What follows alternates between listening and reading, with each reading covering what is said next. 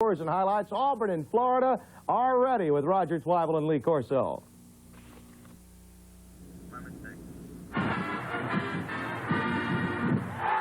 The Tigers of Auburn are ranked 9th in the nation with a 6-1 record. And 6 of their first 7 games have been at home. Their only loss this year suffered on the road at always tough Baton Rouge against LSU. That night, Pat Dye and his team came up on the short end of a 7-6 final. Defensively, though, Auburn's been the best in the nation. They're #1 in scoring defense, allowing just 8.5 points per game. And they're led by number 74 senior Tracy Rocker. They pound it at you on offense, but every once in a while they come up with a gadget play like this reverse to Alexander Wright for a TD.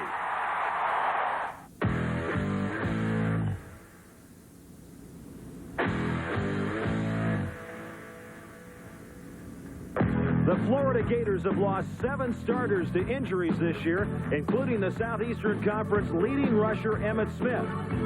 Also, their top receiver and leader on and off the field, Stacy Simmons, hurt his knee against LSU, and he'll miss the remainder of this season.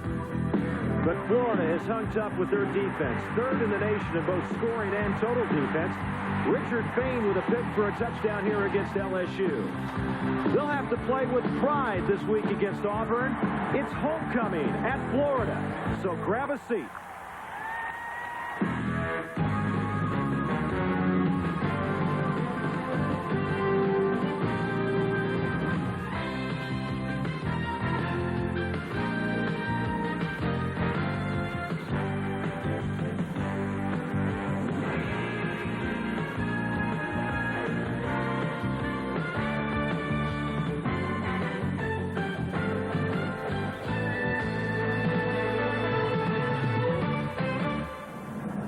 Everybody, and we welcome you to Gainesville, Florida. It is homecoming Saturday here as the Auburn Tigers get set to go against the Florida Gators, and homecoming means Gator growl. It happened last night right here at Florida Field, the 63rd Gator growl. And Lee, you've seen it before. Anybody who's ever been around Florida football has seen it. It's quite a spectacle, and here's how it looked. Florida University kicked off its homecoming weekend with an afternoon parade down Main Street of Gainesville. The homecoming queens joined the festivities as they awaited the results to be announced at the 63rd annual Gator Growl that evening. Floats were the big attraction at the parade as students competed against one another for first prize. Football was the last thing on the students' mind last night as that 63rd annual Gator Growl got underway. Over 75,000 Florida students and alumni piled into Florida Field for the largest student-run event in the country. And there was no doubt in the minds of the crowd who won the homecoming queen contest. It was 21-year-old Missy Madola. In an angel of university. Coordination of the Gator Growl is a huge responsibility that falls in the hands of the most competent Florida student each year. This year's planning was done by Joe Cavett Jr. I started working on Gator Growl in January, and we have a budget of over $500,000, and we consider this to be the largest student-produced show and pep rally in the world. And it's just a tradition that's been going on for 63 years, and we're very proud of what we've got here at the University of Florida. The biggest winner of the evening, though, came from Jacksonville, Florida, as Robert Rowell won $1 million in the Florida State Lottery. $1 million. The main attraction for the Gator Growl was comedian Stephen Wright. He's appeared on Saturday Night Live and David Letterman. After the show, Stephen reminisced about his old chess days at Emerson College in Boston, Mass. It was little. It was 1,400 people, and we didn't have any teams or anything. It was a really weird school. Everyone. We had a chess team. It's very violent, though. We wore the pads anyway. What was the record? 111 and 102. 111 wins, 110 losses. Yeah, it was yeah. Tense game. I knighted the guy right at the buzzer. That was Stephen Wright, and what a spectacle last night. Homecoming here in Florida. Lee, you've probably seen more homecomings from more different schools than anybody in the world. But nobody does it better than the Florida Gators and their Gator Growl. No one. All the talk here in Gainesville this week has been to the status of Emmitt Smith, their All-American running back. He hurt his knee against Memphis State. They had an off week. Smith said earlier this week that he was going to play this weekend against Auburn. It came down to between Auburn and Florida where he'd go to school. Galen Hall, though, said no, he wouldn't play, and the coach always wins those arguments. Lee, Florida's had 7 starters out this year. They go up against one of the top defenses in the nation. What can they do? Well, I wouldn't be surprised to see the offensive coaches come up with a different game plan. Maybe 3 tight ends. They might even come up with some special plays. They've got to try to score on big plays.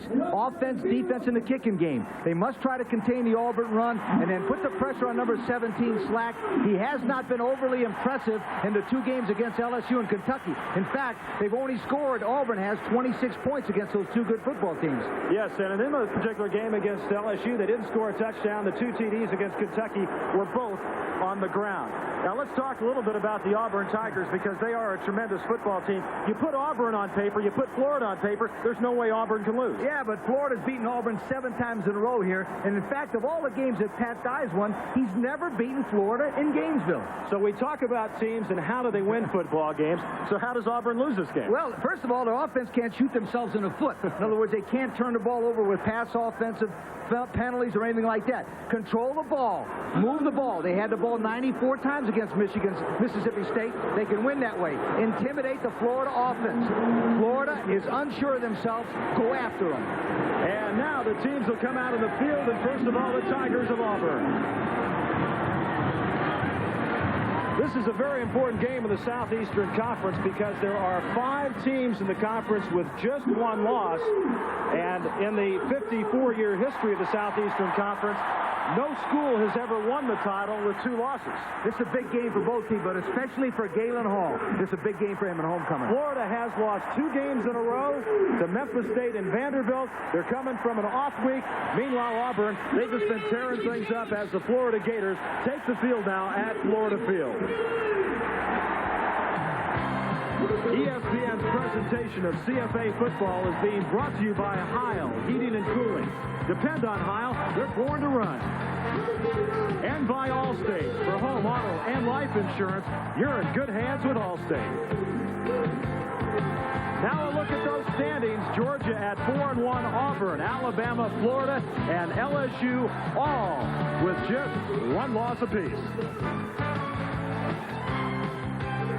Leave it to the good hands, people. Thinking ahead. It's something you started doing the day you learned how to wish and plan and take measures to help your wishes come true, which is just what Allstate Universal Life helps you to do. To plan while protecting your family and save as your family grows at rates that could help make a lot of your wishes a reality. Allstate Universal Life Insurance. Another reason. You're in good hands with Allstate. The new Remington Electroblade vibrating blade system has been an amazing success for those who prefer shaving with a blade.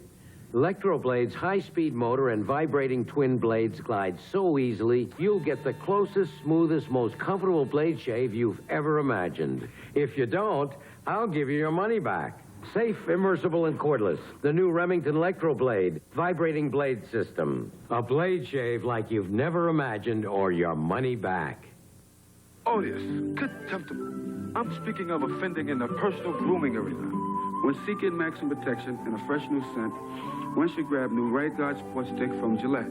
Antiperspirant and deodorant. Anything less would be uncivilized. Now, MCI gives every business what it's always wanted. The world. Because now anywhere in the world you can dial direct. You can dial with MCI. All with unsurpassed quality, and all for up to 22% less than AT&T. At MCI, we don't just promise you the world, we give it to you for less. Until you call, you'll never know how much better a long-distance company can be. This is a peerless do-it-yourself faucet made with solid brass and stainless steel. This is a $7 merchandise certificate. When you buy this, you get this free. Choose toward anything in the store. Where you got this? You got that? Peerless faucet offer ends October 31st. First meeting between these two teams in 1912. Auburn leads the series 35-27-2, and Auburn has not won at Florida Field since 1972. The last meeting a year ago, Auburn picking up a 29-6 victory over Florida. And Lee, this has been a great rivalry throughout the years. It's one of the best football teams in the country at Auburn. There's Pat Dye. He started as a linebacker coach at Alabama for Bear Bryant, and now he's got his own football team at Auburn. Of course, Pat spent years at East Carolina and 1 year at Wyoming as a head coach before coming to Auburn in his 8th season, and he has won better than 70% of his games. Meanwhile, Galen Hall was an assistant for many years at the University of Oklahoma, then came here as an assistant. Yeah, he started his coaching career 2 years at West Virginia, which is a great football team now, and then went on 18 years at Oklahoma as an assistant. And a sellout crowd here today at Florida Field. It is homecoming. And Florida has been very strong in their last 14 homecoming games. They are 13-1. And Lee, that's what homecoming's all about. Yeah, but they have never played a football team as good as Auburn in those last 14 games. Set to kick it off is John Francis. He's a good one. He's 4th in the nation in field goals for Florida. And back deep for Auburn will be number 18, and that's Alexander Wright. He's a junior from Albany, Georgia. The kickoff is going to be a short one, and Wright at the 5-yard line. And right up to the 25-yard line, and let's check out the offense for Auburn. Reggie Slack, 7 touchdown passes, is the quarterback. The running backs, James Joseph and Stacy Danley. The receivers, Freddie Wagand and Lawyer Tillman. He's been banged up lately. The tight end and a great blocker is Walter Reeves. Up front, the center is John Hudson. The guards are Ed King, a freshman, and Rodney Gardner. And the tackles, Jim Thompson and Rob Selby, as Auburn will take it 1st and 10 from the 25-yard line.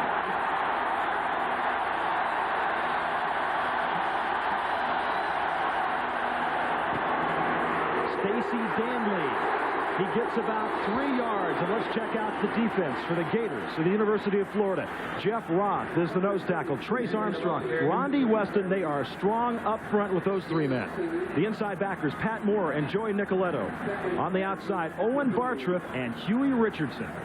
The corners, Richard Fain and Kerry Watkins. And the safeties, Bill Lang and watch 18, Lewis Oliver. He is a great one, 6'2", 222 pounds. 2nd and 7, a lot of pressure. Pass is deflected, but the man in there was Trace Armstrong, 93, a transfer from Arizona State University, who was eligible this year because of a mix-up in his high school transcript. Could play anywhere but ASU. Absolutely. He's from Birmingham, Alabama, so you know this is a big game for him. As you see, comes to the outside. He beats number 76, Gardner, to the outside. He's got enough speed to come and put the pressure on Slack from the blind side. Emotionally big play for the Florida defense. Trace Armstrong, 6'4", 268 pounds, 36 tackles, 3.5 sacks, and what a bonus for him to walk into your program as an experienced senior. 3rd down and 7. Motion is Taylor to the far side. Quick pitch goes to Stacy Danley. Tough running, but it's not going to be enough as he gets to the 34, and Jeff Roth, the middle guard from Seminole, Florida, the first man to hit him, and Auburn will have to punt it after their first possession. On the replay, you watch number 78, Shelby. He gets a cut block, which means he cannot block Armstrong up around the shoulder, so he cuts him around the leg. Nice play by Shelby, number 78. Schulman. Brian Schulman, number 1, at the 19-yard line to punt it. And Tony Lomack back at his 20. And the punt will go out of bounds at the 22-yard line, where the Gators will have it 1st and 10, 44 yards on the punt. And let's set up the offense for Florida. Herbert Perry gets his 2nd start of the year at quarterback. The running backs, Cedric Smith and Willie McClendon, a freshman from Jacksonville. The receivers, Willie Snead and Tony Lomack. The tight end is Mark McGriff. Up front, Tracy Daniels is the center. The guards, Brad Hatcher and Hisham Ismail.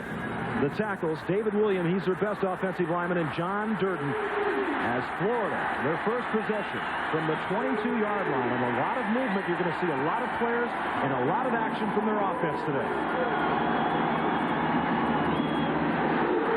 Play action as Perry tried to find Cedric Smith, and he was dumped in the backfield. Let's take a look at the defense for Auburn. Benji Rowland is the nose guard.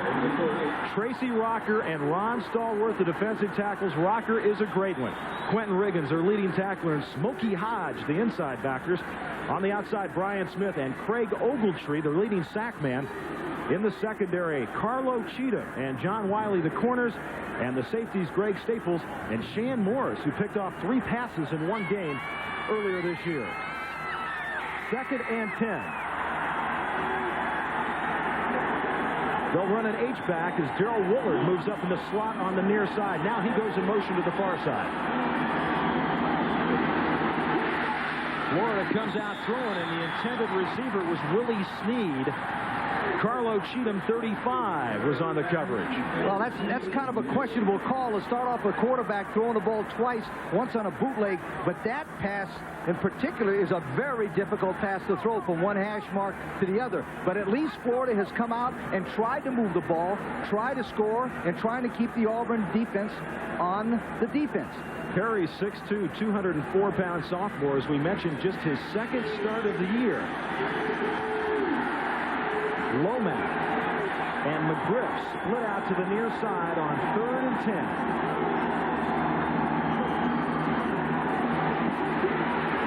A lot of time, and the receiver was there, Willie Snead. Quentin Riggins was on the coverage, and that'll bring up a punting situation for the University of Florida. Auburn brought an inside linebacker. If you see Rocker, number 74, he rushes to the outside on number 72, Durden, who gets pretty good protection. But in the inside, the middle linebacker is the one that caused that pass to go astray. Fernando Acosta-Rua, the punter from Jacksonville, and back to Shane Wasden at the 38-yard line. Rua averaging just over 39 yards a punt, and Wasden across midfield to the 47, and Auburn will have great field position, 35 yards on the punt, 11 yards on the return, 13 to go, first quarter.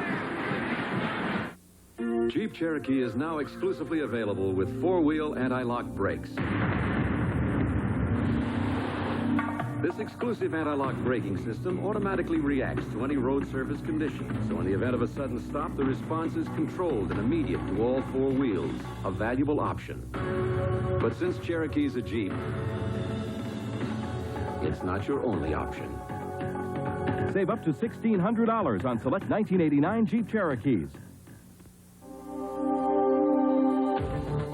If you want power and endurance that go the distance, get the gas furnace that outruns the rest. The Heil 9580. It's the tough one. The one you can depend on for energy efficiency and energy savings. Get the gas furnace with the guts to run on and on for years. The Heil 9580. Born to run.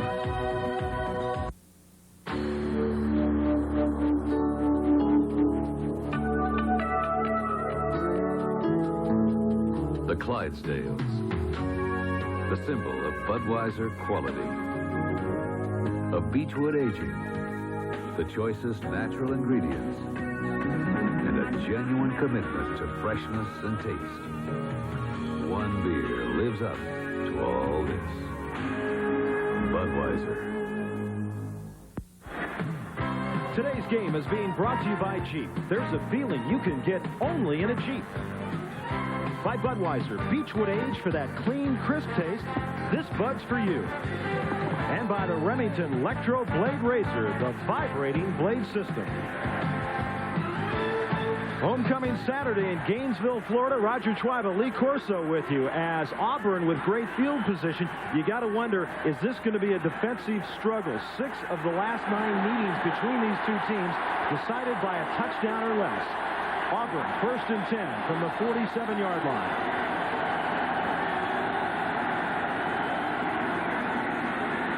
Alex Strong, and he's inside the 45 to the 43-yard line, where Pat Moore made the tackle. And coming up tomorrow night here on ESPN, we get back to our NFL coverage. The Washington Redskins and the Houston Oilers live at 8 Eastern time as NFL football comes back to fill out your football weekend here on ESPN. 2nd down and 4. Call it a 6-yard pickup. And they'll pound it again. That's James Joseph.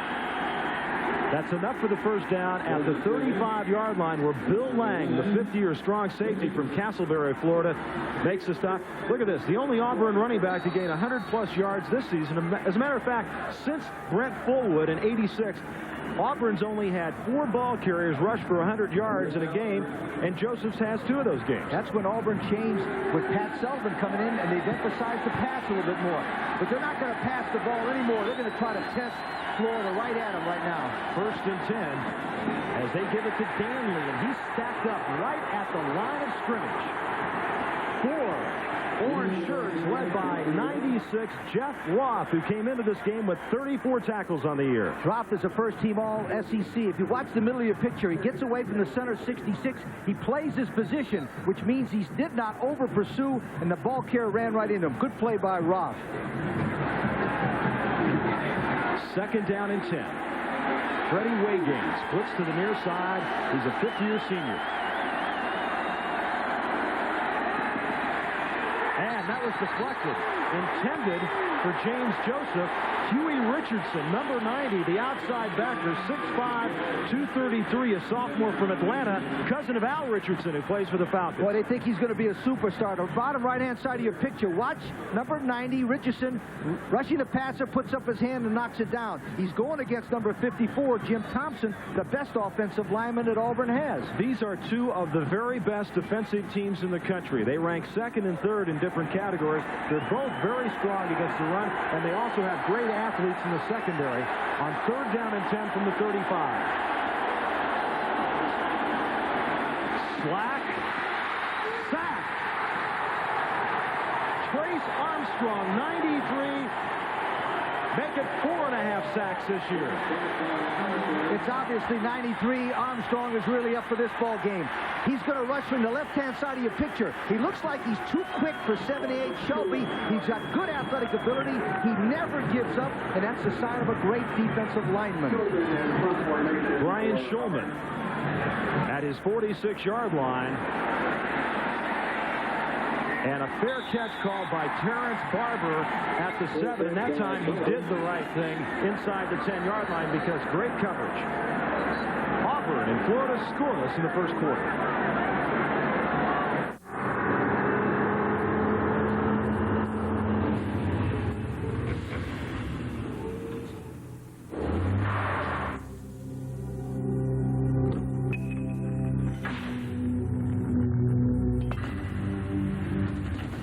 .177 horses give Comanche so much power, but it's the name Jeep that gives it so much pull. Save up to $1,700 on select 1989 Jeep Comanches. If you want power and endurance that go the distance, get the gas furnace that outruns the rest. The Heil 9580. It's the tough one. The one you can depend on for energy efficiency and energy savings. Get the gas furnace with the guts to run on and on for years. The Heil 9580. Born to run. Odious, contemptible, deplorable.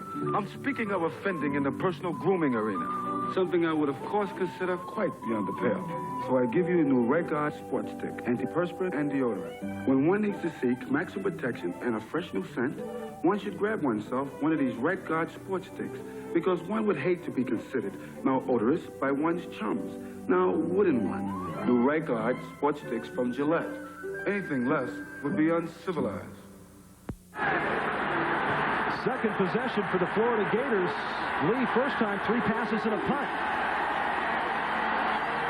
1st and 10.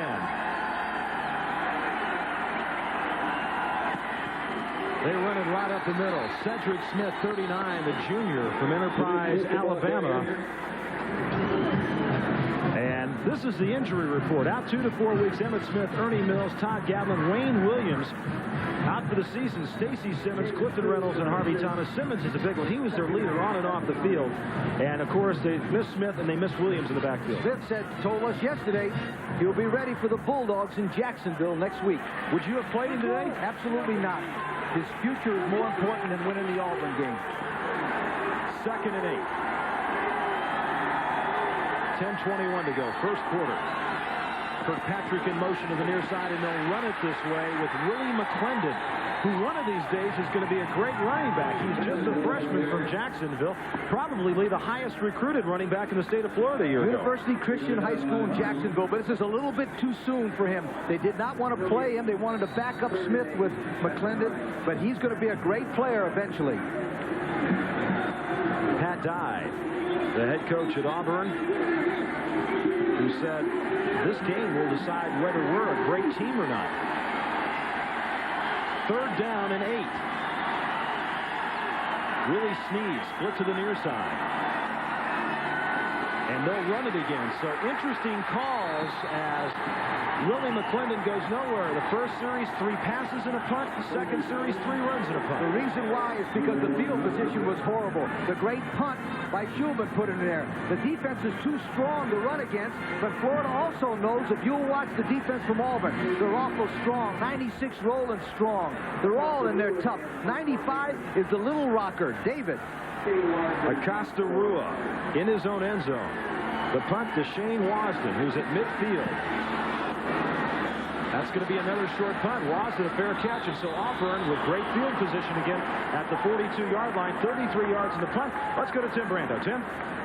Roger, how's it going for a numero uno in Pasadena? Well, let's show you. Troy Aikman with a little play-action fake up the middle to Eric Ball.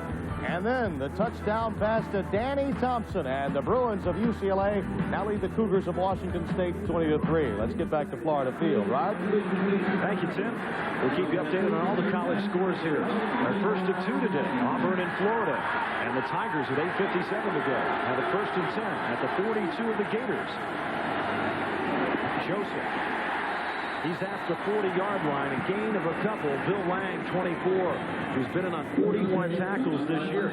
And this is an adjusted offensive backfield for Auburn, Lee. Yes, Joseph, number 10, is usually the fullback. Sometimes he's the tailback, and Danley, number 32. Both of those people are outstanding players, but they're both young. They're both second-year players for Auburn. One lone setback this time. That's James Joseph as Alex Strong in the slot to the near side on 2nd and 9. Slot intercepted.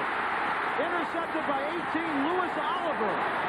And he's across the 40 to the 42, the second pick of the year by the senior from Beltane, Florida.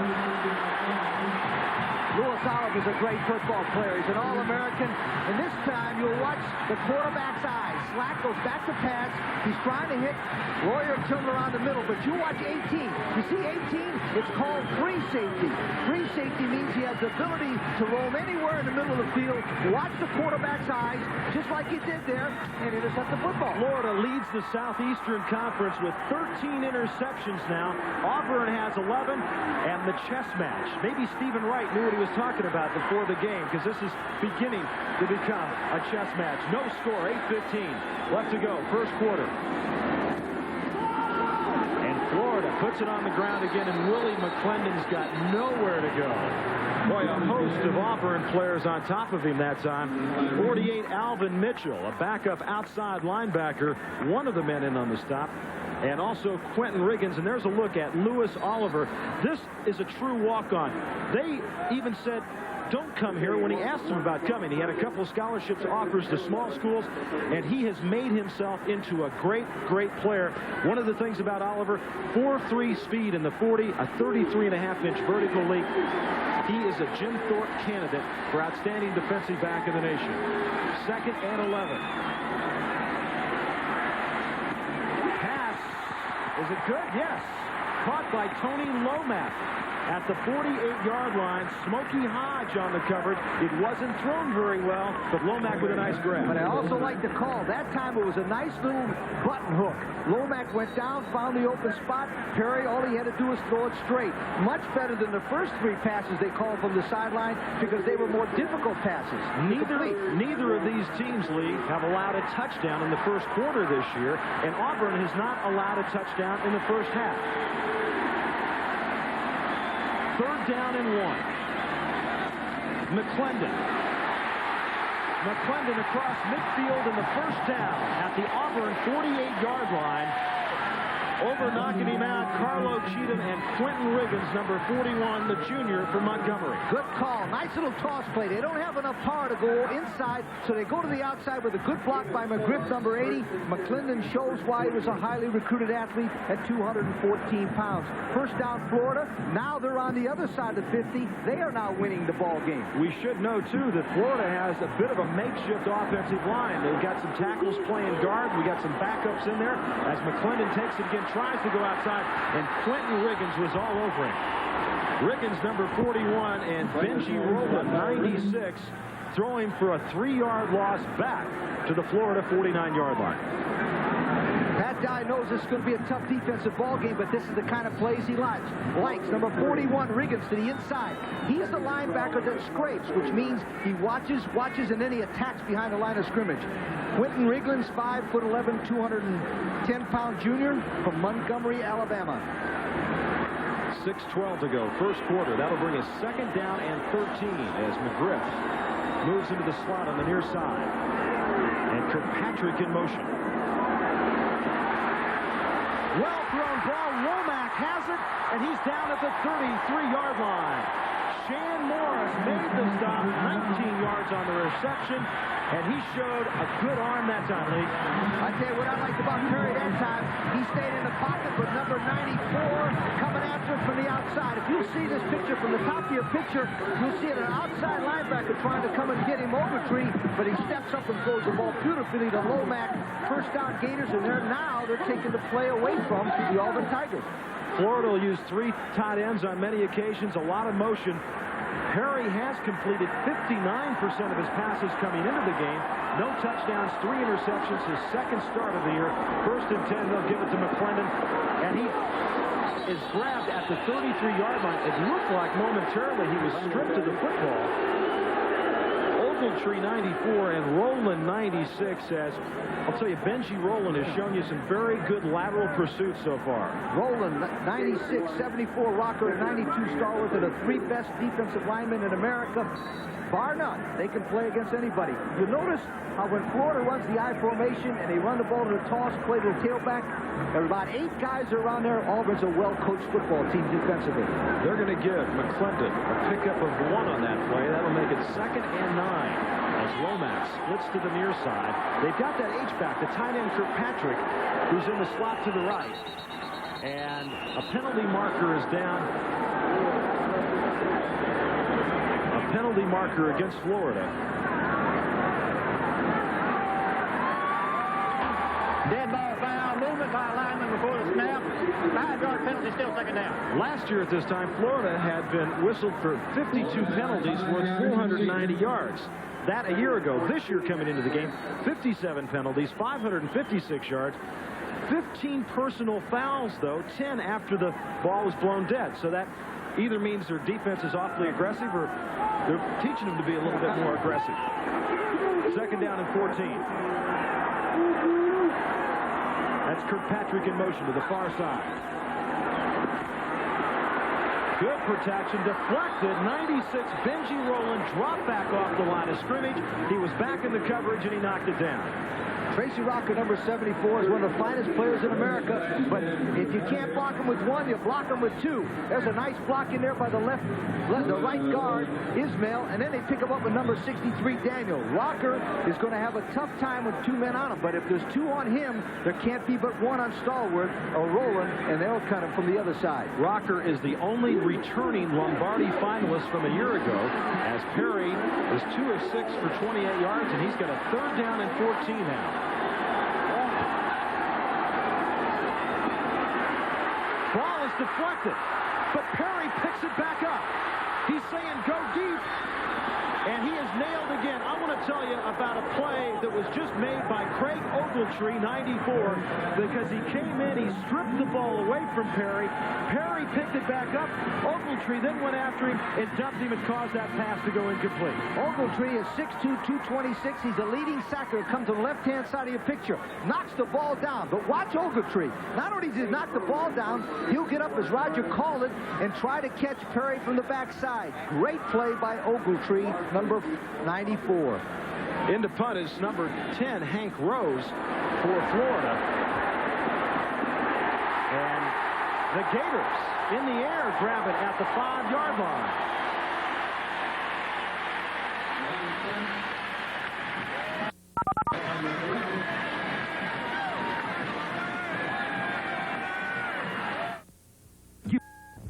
All right, men, listen up. The game plan is simple. Everything must go. Kenner Motors is clearing the field to make room for 89. So let's give the crowd exactly what they want. Kowalski, take $2,500 off our conversion fans. Move them out. Green, pass a $500 rebate to the monster trucks. Pirelli, you and the service department back up every sale with Kenner's expert service. Now, get out there and clear that field. The crowd's going crazy. Kenner's making positively the best deals this reporter's ever seen. You better get here quick. The Outdoor Shop at 416 Northside Drive is gearing up for hunting season. Our Hunting Pro Shop has everything you need, from accessories to quality rifles and shotguns, featuring names like Remington, Browning, and Ruger, as well as boots and clothing. Our helpful, experienced sales staff can help you select the items you need to make hunting both safe and fun. And because our people are hunters themselves, we can offer you suggestions and tips on the exciting sport of deer and bird hunting that will put the odds in your favor. The Hunter's Pro Shop. One more reason to visit us at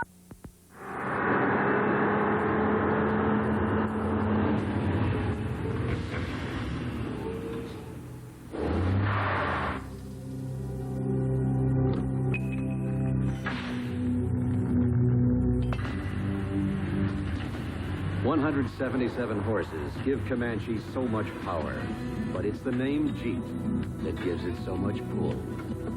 Save up to $1,700 on select 1989 Jeep Comanches. Rocker number 75, the All-American, is going to get a shot at him by number 77, Ismail. But number 63, Daniel, who is outweighed 25 pounds, stays in front of Rocker and does a good job. Right now, they're putting 2 men on Rocker. They might have to put 3 before the game's over. He's a great football player. And Reggie Slack, the Auburn quarterback, has not completed a pass yet. He's 0 for 3. First and 10 from the 5-yard line. They'll run it right up the middle. James Joseph with a gain of about 4. And Huey Richardson, the tackle. As we check out some scores for you, Penn has beaten Princeton this afternoon. Yale over Dartmouth. Harvard over Brown as Harvard gets off the schneid. Lehigh big over Columbia. And Cornell and Lafayette play to a 21 tie. Bucknell over Davidson, 21-13. And Holy Cross against the Gate. They win it 7-0. 2nd and 5, 3:28 to go. First quarter from Gainesville, Florida. Again, it's Joseph. And he's across the 10 to about the 12-yard line. Pat Moore, 45, and Lewis Oliver, the free safety. You know, Oliver, with such great speed, he runs on the Florida 4x200 relay team, and they have the best indoor time in 1988. 1:26 and 31/100s. He teams up with Stacy Simmons, Tony James, and Ed Frazier. A tremendous athlete. 3rd down and 2 for Auburn. No way to go for Joseph as Rondi Weston, the senior from Belgrade, Florida, gets him behind the line of scrimmage. Auburn went to their favorite play, a toss play this time, but number 68, Weston, makes a great play on the right-hand side of your picture. He'll come to the inside. He'll beat Thompson 54 to the inside, and he's strong enough to take the 200-pound back like Joseph and just throw him back. Great play by Weston, 68. Shulman averaging over 40 yards a punt this year. Hits a nice spiraling kick that Terrence Barber will take. A bit of a jitterbug across midfield to the 46-yard line. 44 yards on the punt, 6 on the return. Tim Garner on the special teams for Auburn. And there's Albert, the Alligator. How about SEC in the nation scoring defense? Well, Auburn 1, Florida 3, Alabama 10, LSU 10, and Kentucky 39. Roger, that all started with a gentleman by the name of Bob Nealon, Tennessee. They emphasized the good defense, the kicking game. Bear Bryant came in, and it's always been the same in the SEC. Great defense and tremendous kicking game. 3 wide receivers now for the Gators. 1 lone setback. 1st and 10 with 2:09 to go. Kirkpatrick in motion.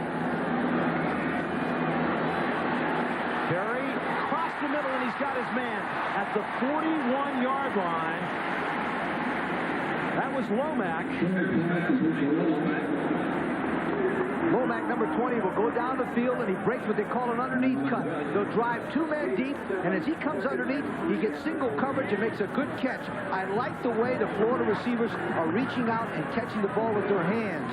Excellent coaching by the Florida receiver coach. Anthony Judge, 59, the man who made the tackle, 7 yards on the pickup. 2nd down and 3 with 1:30 left to go. First quarter, no score. And they pounded right up the middle that time and driving ahead for yardage. Number 21, Dexter McNabb, who just checked into the game, a freshman from Defuniak Springs, and Benji Rowland, who's been on at least a half dozen tackles so far, as the Florida defense. And Joey Nicoletto there, 49. A lot of fifth-year seniors on this team. A lot of experience, too, on the Florida, especially the defensive side. 3rd down and short yardage. The last time Florida had this situation, they ran a toss play to the right to the short field and made the 1st down. Let's see if they do it again. 3rd down and 1. And Herbert Perry will call a timeout. So with 51 seconds left to go, first quarter, and on a 3rd down and 1, Perry, who's making just his 2nd start this year, will take it to the sidelines and talk to head coach Galen Hall. Lynn Amity is their offensive coordinator, came over from Texas A&M this year. Lynn Amity is a great offensive football coach. As you said, he came over from Texas A&M. It's interesting that Amity, after the 1966 Cotton Bowl, Pat Dye was so impressed with Lynn Amity's coaching at A&M, he invited him to Auburn for 4 days, and that's why Auburn and Florida looked like they run the same offense. Obviously, Amity, if he'd have known at that time he was going to go work at Florida, he would have never given him the offense, right? Amity is the gentleman with his left hand on his face right there. He's the gentleman talking to Perry right now with his left hand pointing that way. Outstanding football coach. Galen Hall is smart enough to know when you got a great football coach like in Amity, you talk it over right there, and you come up with a consensus. Now, they've had some injuries at quarterback. Lex Smith has been hurt. Kyle Morris has had some problems. What about the future for Florida quarterback? They say number 12, Lex Smith, a redshirt quarterback, could be one of the best quarterbacks they've had here since Steve Spurrier. That's quite a compliment. Yeah. Perry, 3 of 8 for 35 yards. 3rd and 1. McClendon, he's got a great second effort by the freshman from Jacksonville. Steve Brown, 38, made the tackle, but Florida with the 1st down. You got to like the call. They went right at him, man on man, the left side. They went right after him with number 76 Hatcher, number 73 Williams, and McClendon makes a good run. Notice the first time they went around the right end, this time they went inside. Good block by 39 Cedric Smith, first down, Florida Gators. All right, Williams, 73, was blowing people out, too. 1st and 10 now. 27 seconds left to go. McClendon breaks 1 tackle, but not for long, as 94 Craig Ogletree makes the stop. Let's go to Tim Brando. Tim? Roger, a wild one in the Southwest Conference. And remember, Coach McWilliams at Texas used to be at Texas Tech. 32-33, Travis Price, the 2-point conversion. They had trailed 32-15. The Red Raiders come from behind late to win it there in the Southwest Conference. So a bit of a surprise in the Southwest. Let's get back to Roger and Lou. Okay, thanks, Tim. And we've completed the first quarter of play here at Gainesville, Florida. Auburn, Florida, scoreless. We'll be back in just a moment. Millions of miles and millions of cars, more of them every year. They're riding on Kendall Motor Oil. That's what I hear. Every year, more Americans discover the protection that only comes with the unique, pure quality of Kendall Motor Oil. They're riding on Kendall Motor Oil, year after year. Kendall, protection worth its weight in gold for more than 100 years.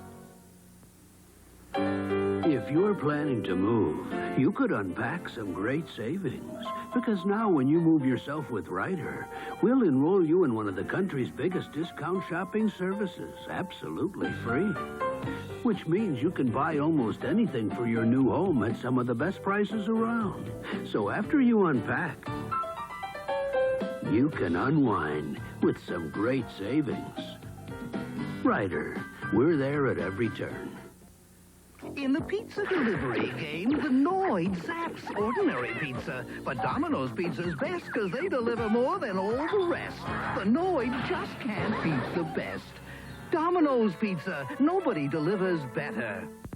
First, Gillette made shaving closer. Then we made it smoother. With Atra Plus, its Luber Smooth Strip glides the razor over your face for Gillette's smoothest shave. The Atra Plus system. First, we made it closer. Then we made it smoother. Your man in Washington has come through? The Americans will be most displeased. Observe. The argon-activated radio-optic laser light. Amusing, Boris, but the party demanded Bud Light. If you want the one light that outshines them all, ask for Bud Light. Where is Boris? He is enjoying a cold one. Bud Light, because everything else is just a light. ESPN is your ticket to the NFL when the Washington Redskins and Houston Oilers go head-to-head. Last year, the Redskins were second to none, and now are on the warpath to repeat their super season. All is well in Houston, where the Oilers hope to drill the Super Bowl champion. The Washington Redskins and Houston Oilers battle head-to-head on NFL Sunday Night Football at 8 Eastern live on ESPN.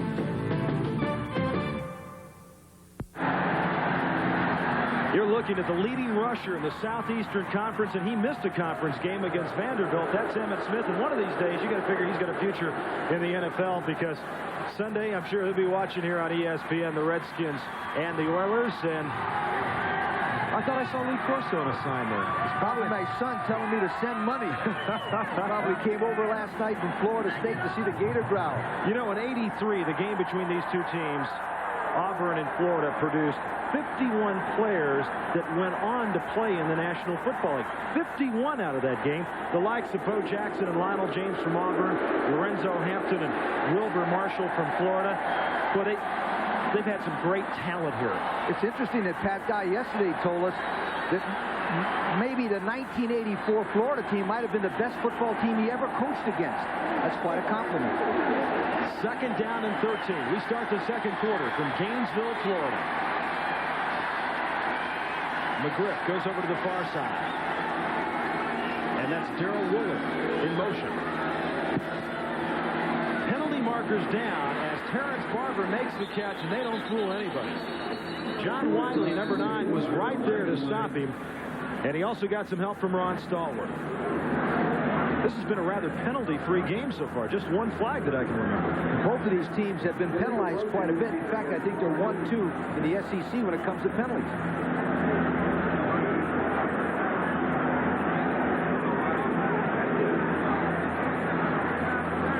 There's Galen Back Hall. motion toward the line of scrimmage at the snap. It's declined.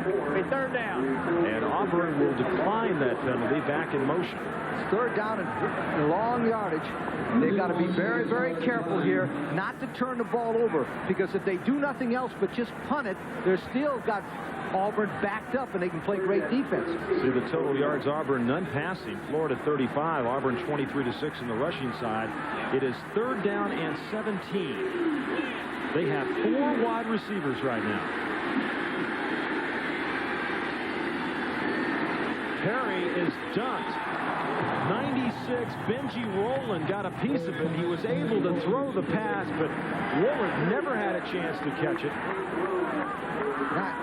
96, Rowland's just coming to the inside. Now they're double teaming number 74, Rocker. If they double team number 74, they can only put one on 96, Rowland. That's why Rowland put the pressure on the quarterback. Now Galen Hall has either changed punters or he's just using Hank Rose on the short punts, because Rose is at the 45-yard line.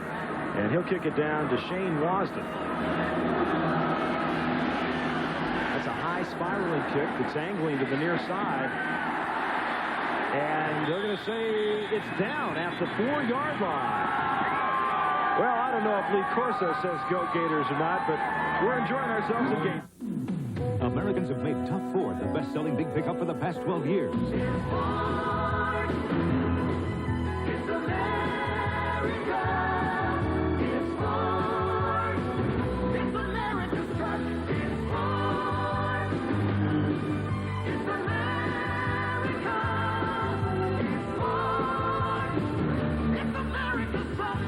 get a $300 cash bonus from Ford on manual transmission F-Series pickups. See this phone? This is my store. And for years, my store was at the mercy of AT&T. But now, with MCI, I finally have an 800 service that charges me only for the actual distance of the calls we get, and can tell me where every one of those calls is coming from. And that makes this a better store. Until you call, you'll never know how much better a long-distance company can be. MCI. Let us show you. When the clock strikes 6:30, babe, time to head for Golden Light. It's a good time for a great taste dinner at McDonald's. It's Mac tonight. Come on, make it Mac tonight.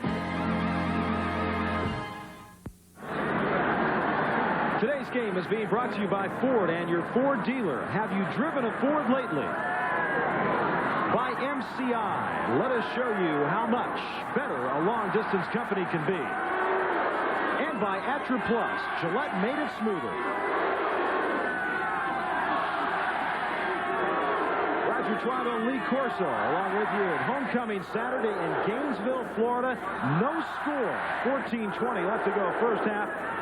And Auburn has it 1st and 10 from the 20-yard line where they came back to mark it after that punt. They'll run it right up the middle. James Joseph for a gain of about 3. Jeff Roth, the middle guard, the senior from Seminole, Florida, 6'4" and 253. Joseph now 7 carries for 20 yards, and he's a sophomore from Phoenix City, Alabama. You know, they've got quite a number of guys from the state of Florida, 16 players from the state of Florida. As we take a look at the Florida sideline, and Kyle Morris, number 1, is warming up on the sideline. So Lynn Amity told us yesterday we could see both those quarterbacks today. It looks like it might happen. On 2nd down, the completion to number 86, Walter Reeves, the tight end, and he's going to be very close to the first down as Pat Moore makes a stop. Reeves is a tremendous blocking tight end. What do you look for in a tight end, Lee? You look, first of all, if you're at Auburn, you look for a blocker like he is because they're a running team. But if you're at other schools, you look for a guy who's a little bit less a blocker, but more of an open pass receiver. I'll tell you, the NFL will love Reeves the way he blocks. Right. That was a first down. 1st and 10. Joseph in motion to the near side. So Slack, after missing his first 4 passes, has completed 2 in a row. That goes to Joseph. And Pat Moore once again on the tackle at the 35, a gain of about 5. You notice that Pat Sullivan's starting to call passing game plays that he can complete. The tight end is hooking in the middle, but they're putting 2 men on number 45 Moore. If he takes number 86 Reeves, he throws the ball to number 10 Joseph. Good conception right there. I think it's interesting to know, too, they gave Slack a couple nice, easy passes to the backs, and they don't usually throw to their backs in the Auburn scheme of things. 2nd down and 5. They'll run it with Joseph. Boy, he battles to the 45-yard line where Bill Lang and Lewis Oliver finally make the tackle, a 10-yard pickup. And Auburn's got a first down. You got to like the way number 78 Shelby, 76 Gardner come off the ball and knock him down. Number 70 Meeks. But you also like number 67 King, a freshman pulling from the left side. Now watch him block right there on number 45 Moore. Outstanding play, 67, the left guard King. And he's a true freshman, 6'4" and 270 from Phoenix City, Alabama. 1st and 10, Auburn at the 45. Alex Strong pushed the left side for about a 4-yard gain. Jeff Roth makes the tackle. As we check out some other scores at halftime. UCLA leads Washington State. USC over Oregon State in the second, 17-7. Nebraska leads Missouri by 2 in the 4th quarter. Oklahoma, 49, Kansas 14 in the 4th. And Oklahoma State in the 4th quarter with a lead over Kansas State. Alabama leading Mississippi State in the 4th. Arizona State and Oregon tied up at 14 in the 2nd. And we'll keep you updated throughout the afternoon on 2nd and 6.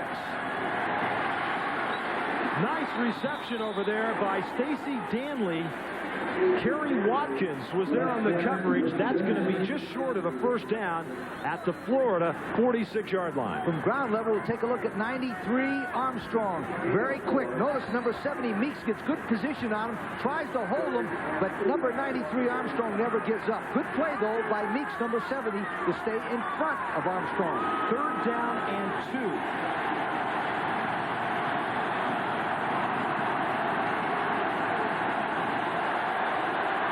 Joseph. First down inside the 45 to the 43-yard line. He went behind the right side of Rodney Garner and Rob Selby, 76 and 78 respectively. Joey Nicoletto, 49, and Kerry Watkins on the tackle. Keep your eye on number 67, King, pulling. There's a Major League Football play right there. Not only does he pull, he gets in good football position and just runs right over number 45 more. And you know, when the coaches look at the film and they see a defensive man on his back from a block, that's great and 100% right there. First and 10. Danley inside the 40 to the 38-yard line. Kerry Watkins and Lewis Oliver, and Auburn now putting together a good solid drive. This began at their own 20-yard line. Now they're starting to attack number 93 Armstrong right at him. In fact, one of the best ways to attack a great football player is right at him, then option running. Notice number 70 Meeks just took him the way he wanted to go, and number 32 Danley option run, which meant he broke it into the inside. Second down and 5 with 10:24 to go. First half. Slack checking off at the line of scrimmage. Alex Strong, he'll get down near the 35-yard line where Rondi Weston, 68, the right tackle, came into the game with 24 tackles, as Pat Dye, the Auburn head coach, said it in the loss to LSU, as he was telling us yesterday. He felt that maybe they threw the ball a little too much, Lee. Obviously. Look what they're doing now. They're going to run it. The gentleman in the orange coat there is Pat Sullivan, the former Heisman Trophy winner, who signals in the plays from the sideline. And Pat Sullivan led Auburn to a 63-14 homecoming win here at Florida in 1970. Third down and 3. First down inside the 30 of Stacy Danley. Huey Richardson finally brought him down, but Danley at 6'3" and 206 was some good power running. Strong runner. Watch number 76, the right-hand side of your picture will come in the picture. Right there, that's Gardner. That's the reason why the play is going good. The offside guards are pulling and leading through the hole. Very, very sound theory. Auburn now has used up nearly 6 minutes of the second quarter. They've got it first and 10 at the 30-yard line. And run it again to Stacy Danley, and he just runs right over Lewis Oliver inside the 25 to the 24-yard line. Jerry Oda, I don't know, do you coaches call that making a tackle when he runs over a guy that falls over? It's better than let him run over you and run for a touchdown. But what they're doing now, why these plays are going so good is they've got Oliver hurt right there because Danley took him on with his shoulder. But the reason why these plays are going so well, the Auburn line is exploding into the Florida man, and they're pulling an offside guard. They're outnumbering Florida at the point of attack. Second down and 4. They go to Alex Strong. And Strong gets maybe 2 yards on that play. Trace Armstrong and Huey Richardson on the tackle. So Oliver has left the game because he took Danley on head-on, and he lost that battle.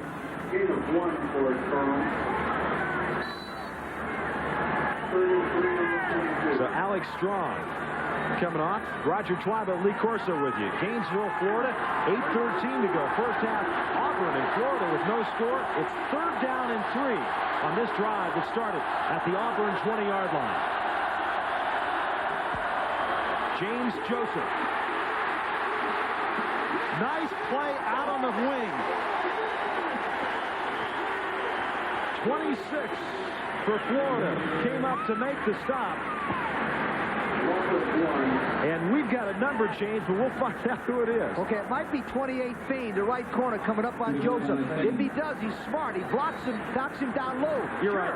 You know why? He saw his buddy Oliver get creamed and decided to cut him underneath by the legs. Field goal attempt now. Win Lyle. It'll be a 40-yard attempt.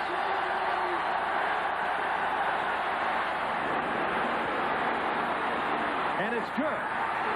So Lyle, who came into the game 1 of 3 from 40-plus yards, hits his second from that distance.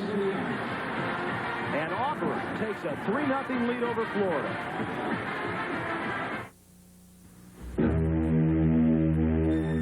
A newly imported car has arrived.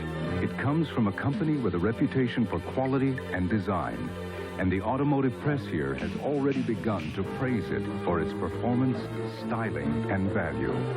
The interesting thing is that here is Japan. And the car they're importing is the Ford Taurus. Now get a $500 cash bonus on Ford Taurus. Gillette has changed the face of shaving. First, we made it closer. Then we made it smoother.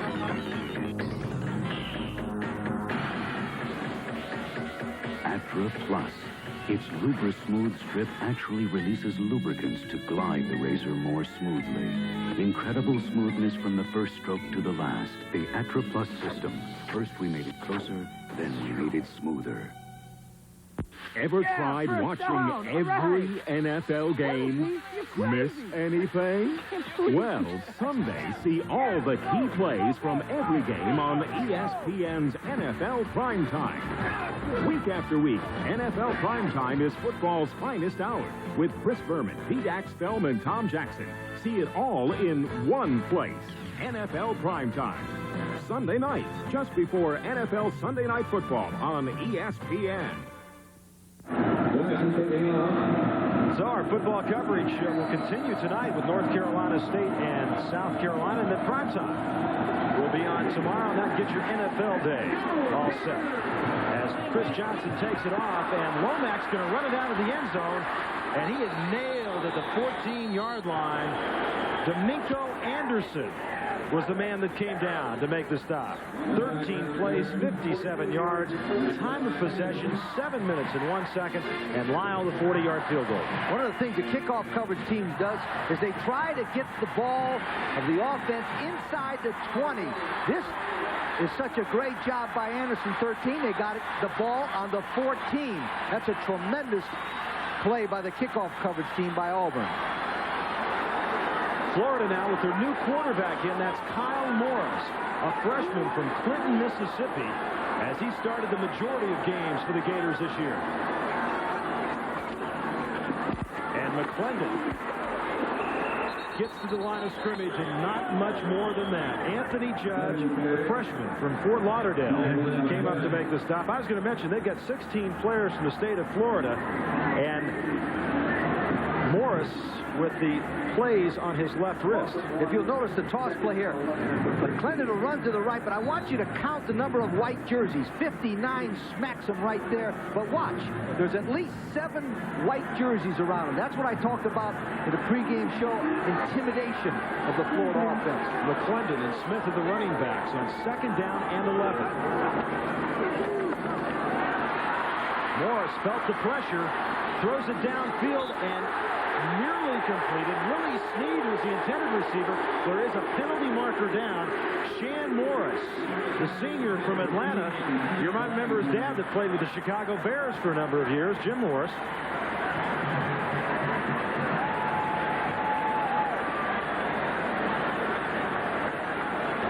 Defensive pass interference, a spot foul, will be first down for the offense. So it'll be a first down at the spot.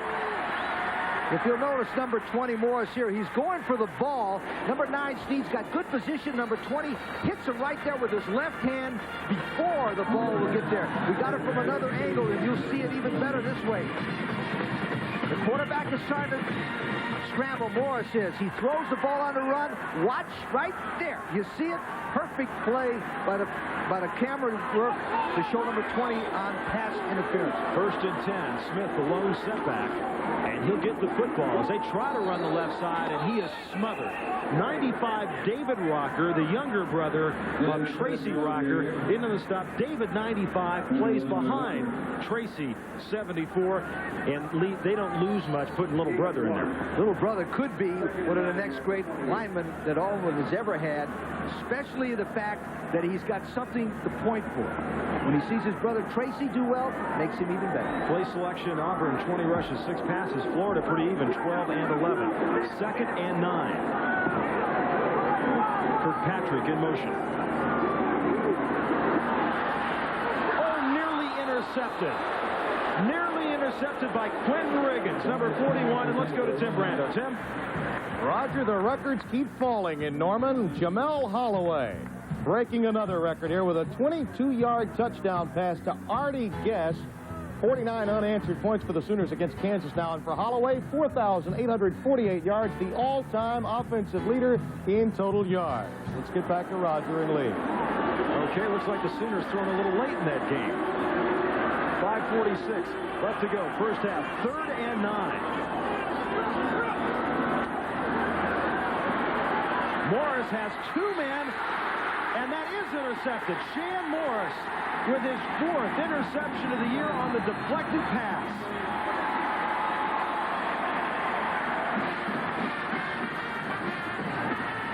Morris, number 20 from Atlanta, Georgia. As you notice, he's back in the deep position. Number 20 is throwing across the middle Lomax. The ball is deflected, and Morris dives for the ball right here and gets it. Morris not only intercepted 3 passes against Mississippi State last week, he did it in the 2nd quarter. That's a career for some people. I said Larry Morris is his dad. You're supposed to correct me on those things, Lee. Stacy Danley. First down at the 37-yard line. Kerry Watkins finally makes a stop. The Florida line is getting tired, but those offensive backs, number 32, Danley, are not getting tired.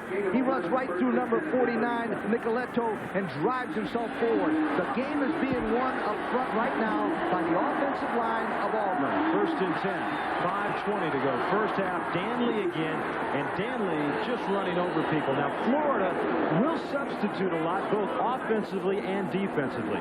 It's been rather hot down here in the mid-80s, but today there's a nice breeze coming through as Danley 8 rushes and 39 yards. But the break Auburn was looking for was that interception, because we thought it would be a defensive battle and possibly the kicking game and turnovers the deciding factor. And let's see what Auburn can do now on 2nd and 6 with less than 5 minutes to go. First half.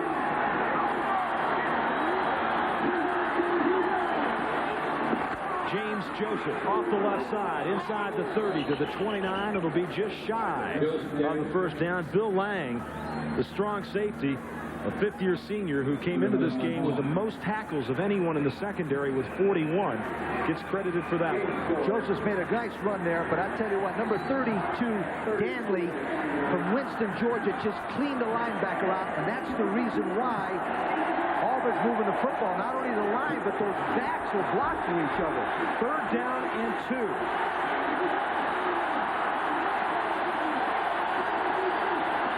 Stacy Danley, first down Auburn. Huey Richardson made the tackle, and Danley's good-looking running back, 6'3", 206. Now this time they got strong in there, 6'2", 222. He gets a great block on number 44, Bartley. Again, I mention it. The line can do the blocking, but boy, those backs have got to block for each other, and that's what makes Auburn a great football team. Danley, 9 carries, 43 yards. 1st and 10. Auburn, little trouble at the offensive line as Florida was showing some blitz that time, and it appeared as though it confused the offensive line, and consequently, Danley stopped behind the line of scrimmage by Huey Richardson. Pat Dye, who, while coaching Auburn, has won 2 Southeastern Conference titles in 83 and 87. Both times, though, he had to beat Florida and Georgia to get those titles.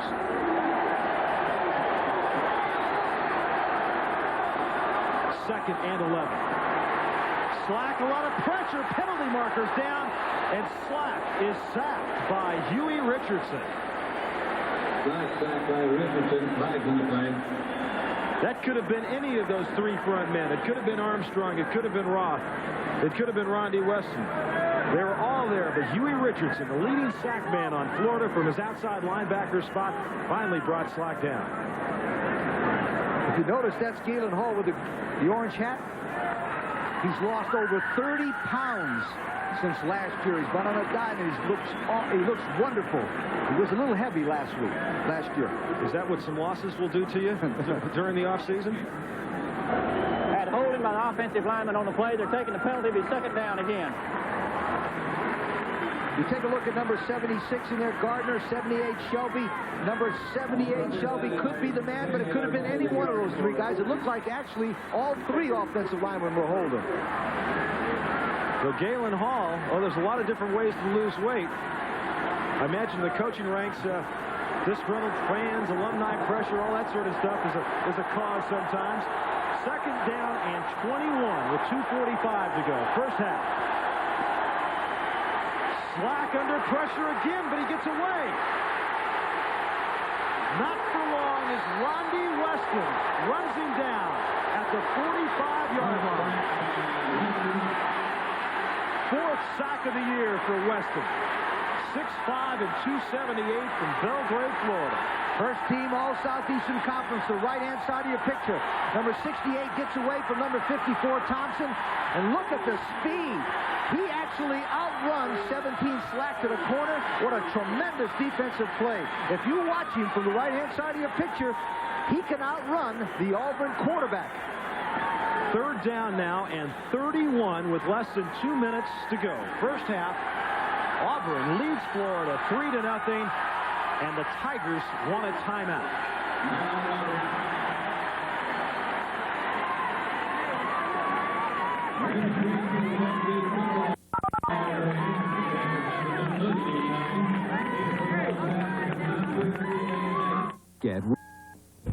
If you're looking for the absolute biggest savings on the best-selling compact truck in America, Langdale Ford's the place to be. Right now, buy an 88 Ranger XLT, just $161 a month, and get free air.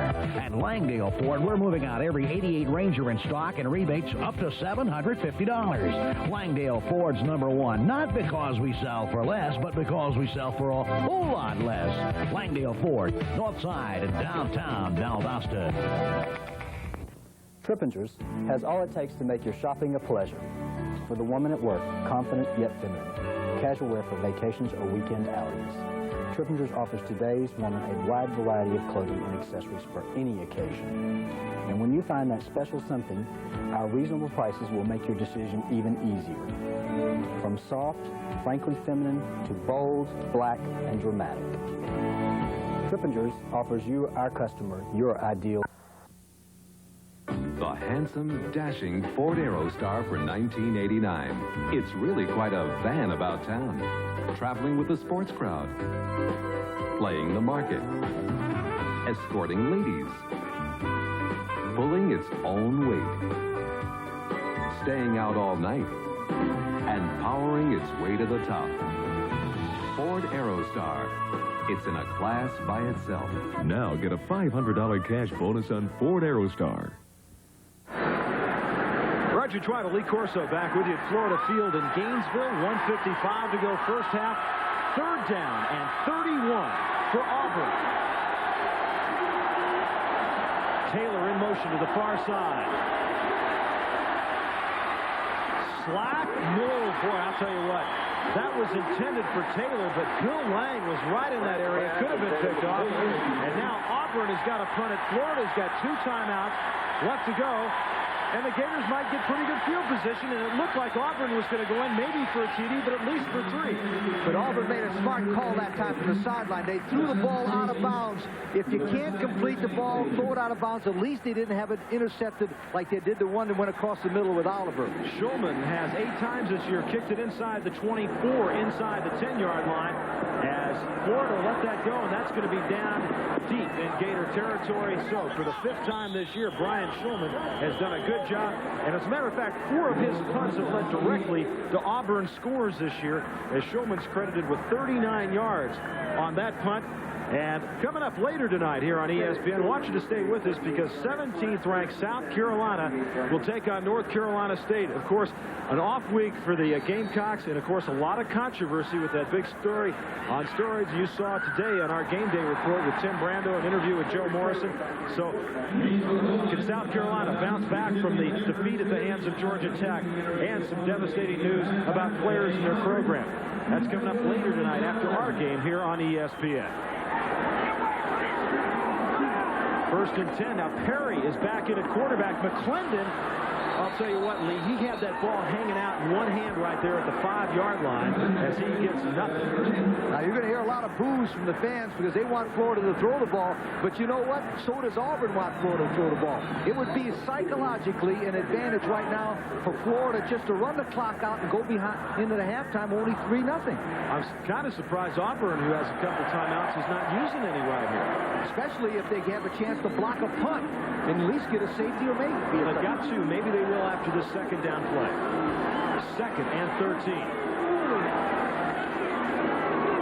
That's a delay. McClendon, and he's dropped at the 3-yard line. Alvin Mitchell, 48. And now Auburn will take the timeout. And a good call with 48 seconds left to go, first half.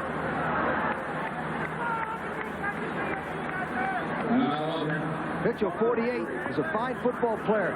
As he comes from the other side of your picture, you're going to watch him as a counteraction. Number 5 starts one way, McClendon does, but on your right-hand side of your picture right there, number 48 drops him down. A timeout. That's important. I'm on it. I got to go. Don't choke on it. Not a kid. What you going to do with the ball?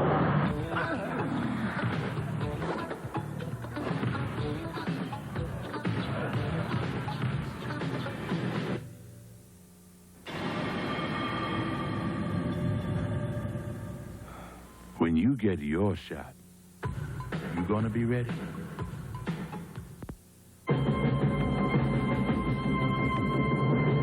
Husky, born to work, bred to last. Pound for pound, nothing works like a Husky. The Husqvarna chainsaw, they call it Husky. Raw power and lightweight make it the professional's choice. It won't let you down. Nothing works like a Husky. The Husky Model 40 is now only $259.95. See the yellow pages for your nearest Husqvarna dealer.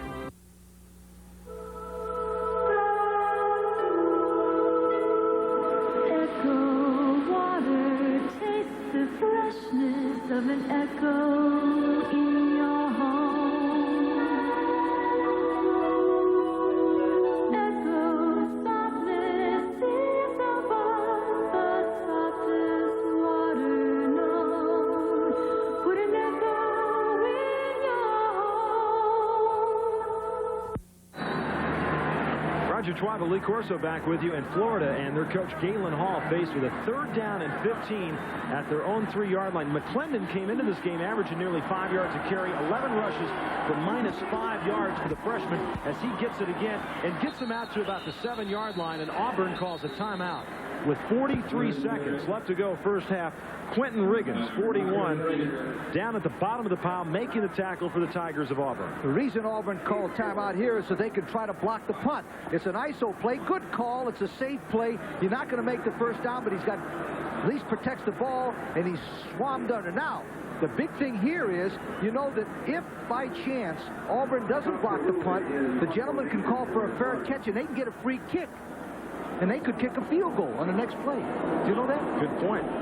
I always learn something new with you every week. No, but that's I've seen that done serious. If the Florida kicker kicks it to about the 25-yard line and you signal for a fair catch, you get a free kick for a field goal. And that'd be better than be 6-0. That would be better than 3.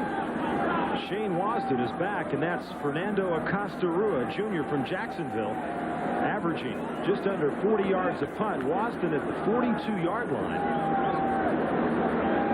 And 43 seconds left to go. First half, as you can see, 36 and 32 yards for Acosta-Rua.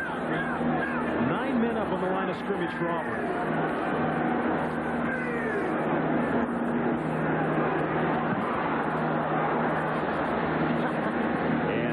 in the fair catch at the 37-yard line, a punt of just 30 yards. So with 35 seconds left to go in the first half, Auburn has no timeouts remaining, but they can certainly get themselves in field goal position. And there's one man we haven't called his name all day, number 85, Lawyer Tillman. And if I was the Auburn coach, I'd send Tillman down the middle and I'd throw it to him and let him out-jump everybody in the end zone. Well, we haven't called Wigand either, and they're both split to the left side, and Lawyer Tillman has it at the 31-yard line, but no timeouts remaining. Lewis Oliver makes the stop.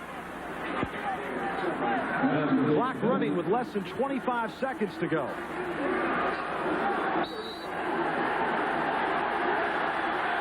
15 seconds.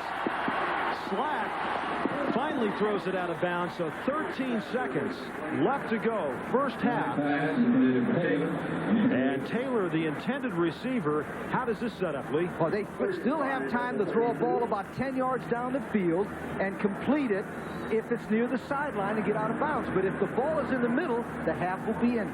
You're looking at about a 50-yard field goal if the ball remains right here. Now it's third down. Third down and 4. Slack. And the catch is made by Taylor, but he gets maybe just a yard or two.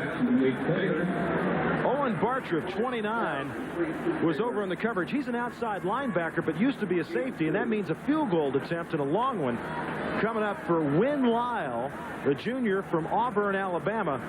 And they'll put the tee at the 37-yard line and make it a 47-yard attempt. His long this year has been 41 yards. That was a good snap. And it's short. 3 seconds. 3 seconds left to go, first half.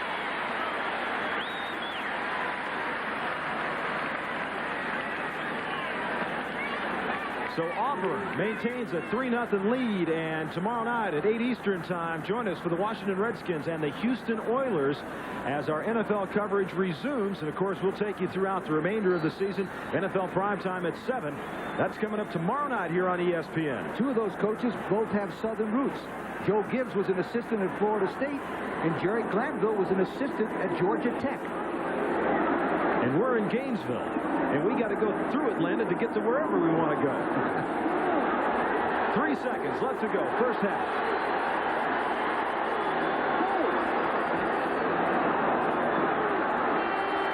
And as the horn sounds, a completed pass. But nothing doing as McGriff catches it. So Auburn still has not allowed a touchdown in the first half this year. And Florida has still allowed just 1 touchdown in the first half. A true defensive battle between these two Southeastern Conference rivals who have 1 loss apiece, as 5 teams do in the Southeastern Conference. Auburn leads Florida 3-0 on homecoming Saturday in Gainesville. Let's go to Tim Brando. Tim? All right, Roger, thank you very much. You might have to go to the NFC Central Division to find a better defensive unit than the Auburn defense. That's a great one we have going on. We've got highlights from the USC-UCLA encounters and West Virginia, Penn State. Would the Mountaineers ever get off the schneid against the Nittany Lions? You'll find out when we come back with a Railback halftime report. The Tigers lead by 3 at Florida Field. Dear Railback, I have a complaint. My husband ordered a radio-controlled car.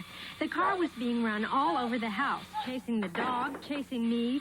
The instructions said it would only operate for 1 hour on C batteries. Your batteries lasted for over 4 hours of constant operation. 4 hours? Finally, I had to throw husband and car out. Sincerely, Barbara Freeman, Redmond, Washington. Railback. Batteries that turn people on. In the pizza delivery game, the Noid zaps ordinary pizza. But Domino's Pizza's best because they deliver more than all the rest.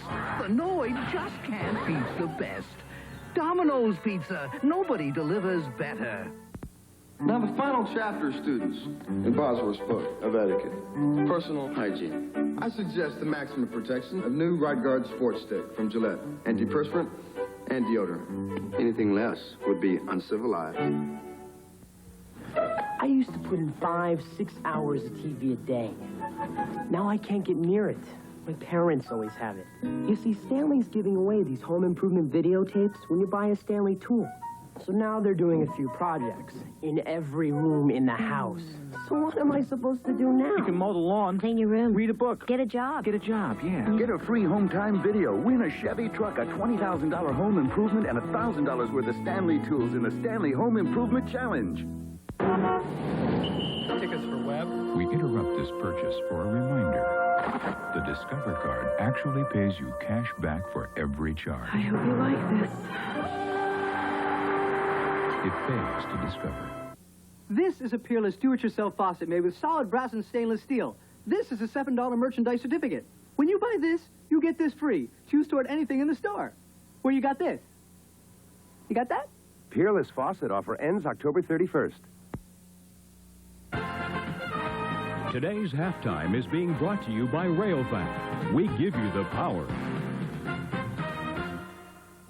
Tim Brando back in our college football studios, and we've got a lot of ground to cover, so let's get right to it. Beginning with the #1 Bruins of UCLA getting a test against the Cougars of Washington State today at the Rose Bowl in Pasadena. And here's the way that one developed. Tim Rosenbach blitzed by Cornell Lake, loose ball. Clarence Johnson recovers. This led to a UCLA field goal. Now, just before the half, Aikman hits his tight end, Randy Austin. Watch this fine run by Austin. Whoa, here come the afterburners. Breaks a couple of tackles and drags his man. That covered 40 yards. Moments later, Aikman, little play-action fake, finds Danny Thompson in the back of the end zone. A 1-yard strike. That made it 20-6. Cougars coming back, though. Rich Swinton, a short touchdown run, 6 yards. It's now 27-20. This game far from over now. Now, as for the Fighting Irish of Notre Dame, #2 going against the Middies. And this was a ragged game, folks. 9 turnovers in the game, but Navy found out what could happen on the wishbone as they got their share of recoveries as well. But late in the game, finally, here's a touchdown run by Rodney Culver, 22 yards. That made it 13-0 with a missed PAT. And then Navy trying to catch up in the game on a controversial call. The referee said, well, he didn't get in.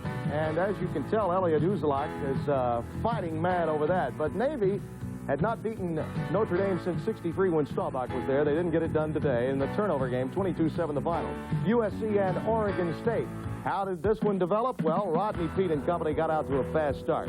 On their first possession, Peete looks and finds Eric Affolter in the corner of the end zone, actually takes it away from Johnson. Controversial call, 7-0 Trojans. SC second possession. Peete rolling out, finding Affolter again. It's a touchdown.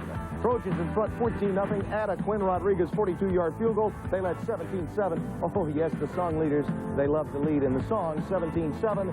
USC leading Oregon State. The Canes of Miami playing today against the Pirates of East Carolina. Too much Steve Walsh, too much Leonard Conley. 7-0 to score. Walsh goes to the air again, looking for his tight end, Rob Chunzinski. Boy, this guy has come on strong. One of the many new additions to the Jimmy Johnson arsenal offensively. And the Pirates have lost 8 straight, well on their way to their 9th. And Miami, it's now a final, beating East Carolina 31-7. 4 TD passes for Walsh today. The Cornhuskers of Nebraska got a scare today from Woody Woodenhofer's team. Brian Carpenter of the Cornhuskers, 96 yards rushing, including a 49-yard TD run. Nebraska wins by 8. West Virginia and Penn State. Now, remember, in 32 games, West Virginia has only beaten Penn State once, back in 1984, going in today. Let's show you how this one developed in Morgantown. There had been those that speculated that Joe Paterno's team could get it done today, but forget about it when you talk about the ad-lib job done by Major Harris. That's amazing. A busted play results into a 27-yard touchdown. 7-0. Second quarter, Mountaineers up by 17. Harris to the air. Calvin Phillips. Who? Calvin Phillips. 24-0 West Virginia. 13 seconds left in the half. 34-8. And Andra Johnson. Surprise everyone as Andra goes 55 yards with a run, 41-8 West Virginia.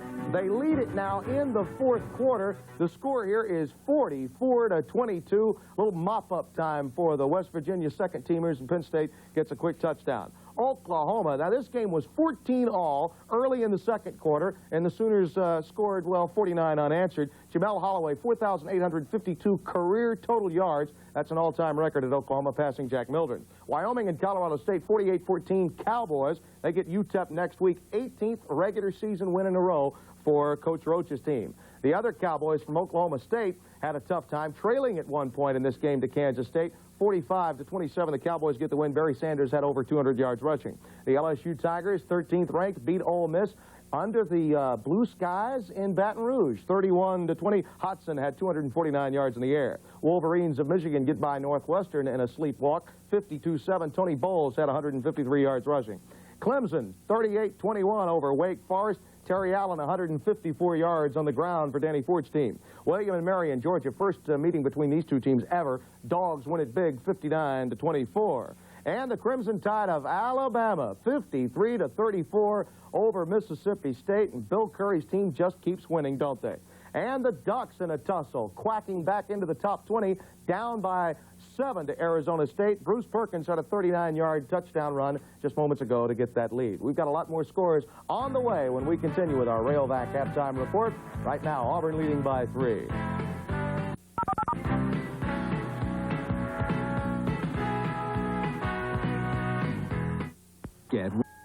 All right, men, listen up. The game plan is simple. Everything must go. Kenner Motors is clearing the field to make room for 89. So let's give the crowd exactly what they want. Kowalski, take $2,500 off our conversion fans. Move them out.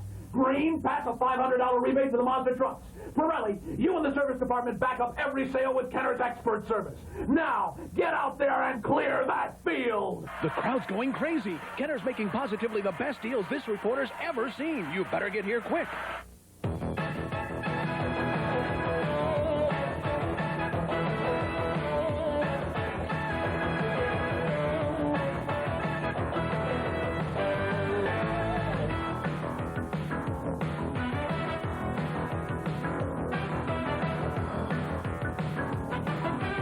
All the names, all the games, all the time. ESPN, the Total Sports Network.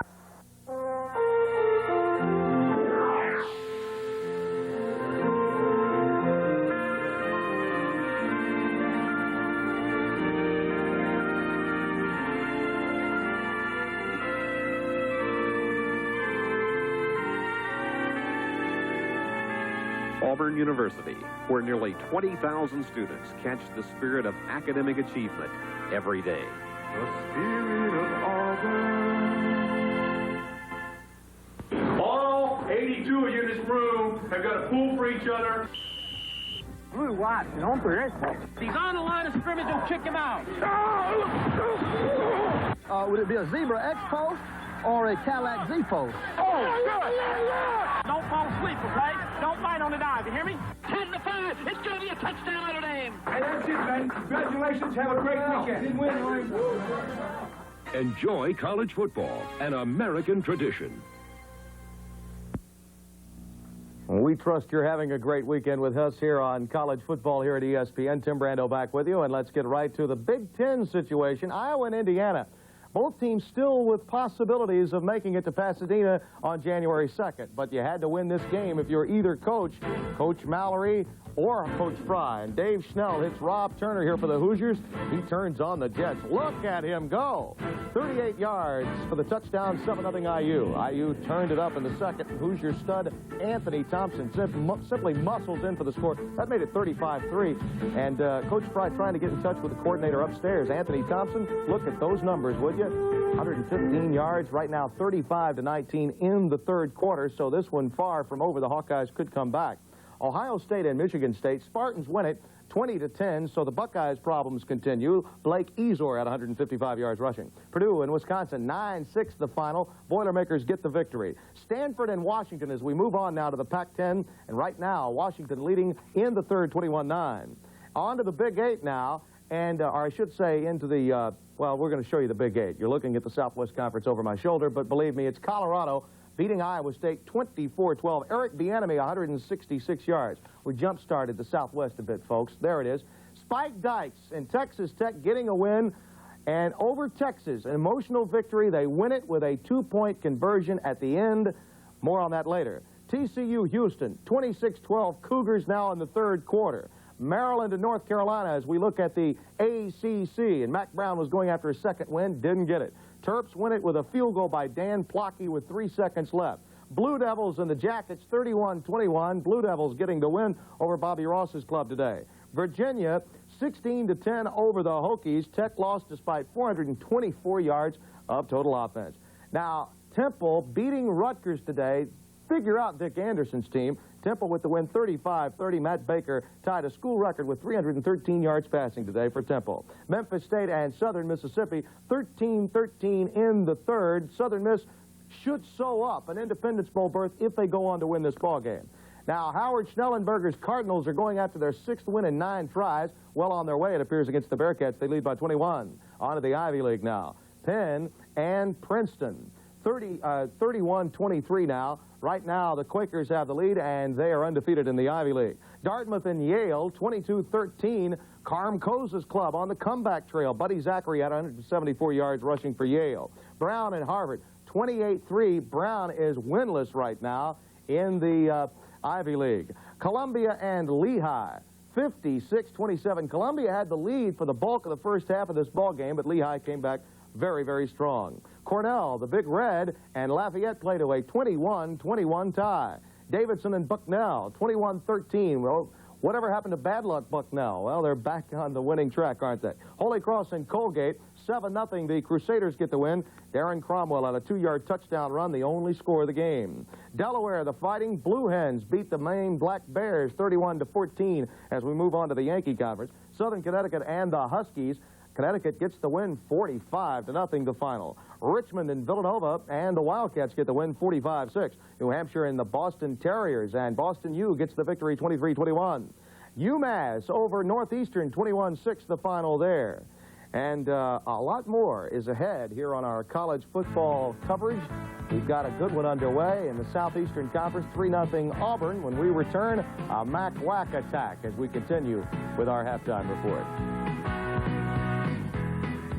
Dear Rayovac, I've had a battery-operated back scratcher in the drawer for 18 years.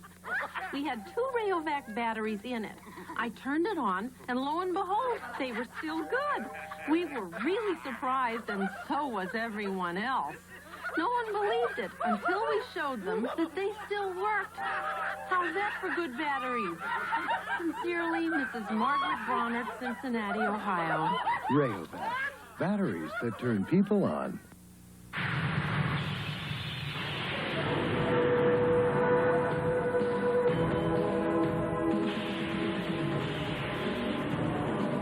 Once, there were a few proud men of adventure, men of courage, men who knew the meaning of honor. There still are, the Marines. We're looking for a few good men. I have a philosophy of trying to teach the things that are hard for a student or for a person to learn by himself. Dr. Fred Lindholm, voted Faculty Teacher Scholar of the Year at the University of Florida. The important thing about teaching is sort of to have an attitude of going to the class well prepared and then trying to make things happen that are outside of your scope of preparation. The Art of Teaching. It's alive at the University of Florida. The Western Athletic Conference, as we have chronicled week in and week out, is a much better conference this year. More balance of power. Look at BYU, though, all over New Mexico. New Mexico really the only weak sister of that league now. 65-0 tied Detmer, 23-35 in the ballgame for the Cougars. San Diego State and Utah, 34-20. The Utes get the win. UTEP, they're a better ball club. Look at them over New Mexico State, 14-3 in the second quarter. Pacific and Utah State, the Aggies get that one by 3. The Golden Hurricane of Tulsa over UNLV, 14-7 at the Silver Bowl in Vegas. Fresno State and San Jose State, 14-0 now. Fresno State with the lead. On to the Big Sky Conference, where the Montana Grizzlies have long since been an outstanding club over Weber State, 41-14. Northern Arizona, you'll see them Thursday night when Stan White joins me in a special ESPN Thursday night college football game. They're beating Montana State 28-17. Now, on to the MAC. where the Central Michigan Chippewas losing to the Western Michigan Broncos today, 42-24. Miami of Ohio, and now leading this ball game against Bowling Green, 13-7 to score at halftime. Eastern Michigan and Ohio U 14-0 right now in favor of the Hurons. And Ball State, only once beaten, beats Northern Illinois 18-17. The Huskies go down. On to the Southern Conference now. The West Carolina Catamounts going down to Furman, 31-0. The Paladins get the victory. Appalachian State against the Thundering Herd, and Marshall gets the victory by 3. Wofford and VMI, and VMI coming up with a very big victory today, 18-17 over Wofford. Tennessee Martin, the Pacers, taking on Troy State, 27-23. They get the victory, or they're on their way to a victory right now, it appears, in the fourth quarter. Ithaca now, as we move on into our Division II and 3 scores. Ithaca, 58-0 over Hobart. And Wagner, they've got a running back that is a pro prospect, folks, 22-20 over CW Post. And Texas Tech, that ball game we were telling you about earlier. Now, remember, David McWilliams, former coach at Texas Tech, left there, went to his alma mater, taking on the Red Raiders today, 32-24. Here's the quarterback, Billy Joe, an ode to Billy Joe for the Red Raiders, hitting Eddie Anderson, 46 yards. They're down by 1. They go for 2. Tolliver under heavy pressure, unloads. Travis Price in the corner. That made it 33-32. Texas with one last gasp. Wayne Clements goes for a 55-yard field goal. The former Tulane field goal kicker who transferred long enough, but a little wide to the left. And the Longhorns go down. It has been a disappointing year for the Horns from Austin. All right, 33-32 the final score there, and we'll be back to wrap up our halftime coverage in just a moment. As we take you to break, here are some other scores from across the country.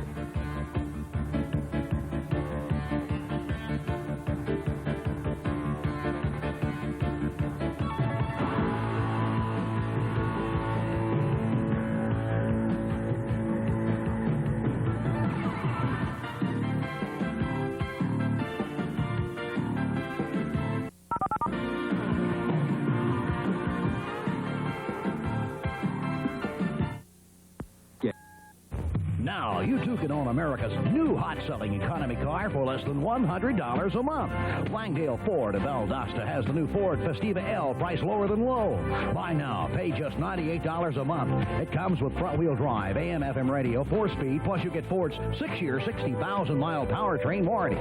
Get a new Ford Festiva L with payments as low as $98 a month. They're available now at Langdale Ford, Northside and downtown Valdosta. It's easy to think one person can't make a difference, but 200 million people can. If every one of us volunteered just 5 hours a week to the causes we care about, if we all donated just 5% of what we earn, there'd be almost no limit to what we can do. Just 5 hours, just 5%. When you think about it, it's not that much to give. And what we could get back is immeasurable. We're proud of the athletes you're watching today, but we're just as proud of the accomplishments of some of our former football players who have recently graduated and are continuing their academic careers. Eric Hodges is in our College of Dentistry, while Brett Wickman has been accepted in the University of Florida Medical School. We believe that athletics and academics can coexist on our campus, and we're committed to making sure that they do. The Southeastern Conference, a national resource.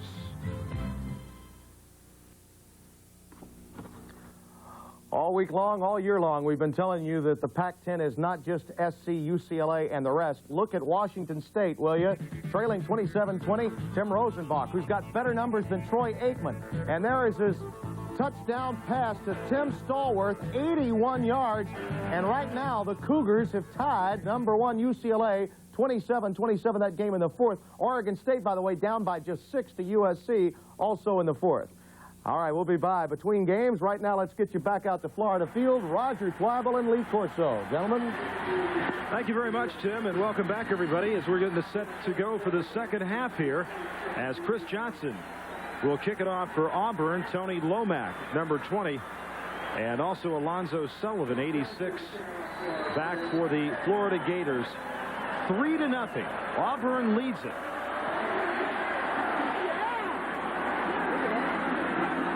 And Lomack, and they fake the reverse, and Lomack with a seam up the middle.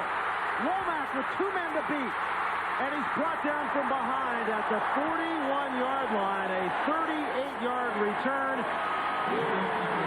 And Florida with some great field position. Alex Thomas made the tackle from behind. Little razzle-dazzle. Womack will start the ball to his left, fake the reverse play to number 86, gets a good block right here, avoids 1 man. Nice call by the Florida team to try to take the pressure away from the offense and give them good field position. Excellent call. Tony Womack, a wide receiver, and also kick return specialist, as 19 Herbert Perry, who started the game, comes back out on the field. Womack will split to the near side, and now there's some confusion on the Florida part, and they have to call a timeout on the first offensive play of the second half. Let's check out the stats from the first half, and to say it was a defensive-oriented first half would be the understatement of our college football season. Auburn in Florida. Pass completions, 5 of 10 Auburn, 5 of 13 Florida. Passing yards, 24 and 39. Rushing yards, 75 and just 5 for the University of Florida. Total yards, 99 and 44. Turnovers, 1 and 1. And this from teams, folks.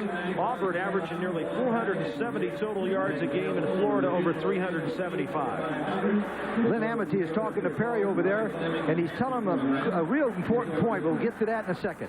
Today, 75,199. That's a Florida field attendance record, and we're delighted to be a part of it. First time ESPN's ever televised a game from Florida Field here in Gainesville. And you know what? In 2 years, they hope to have the other end zone covered and filled in. That'll be over 82,000 people. Is that the north end zone? Yes, right where the scoreboard is right there. There you go, that opened art. That'll be covered in. First and 10 now, and Womack goes in motion. And McClendon on a delayed pitch.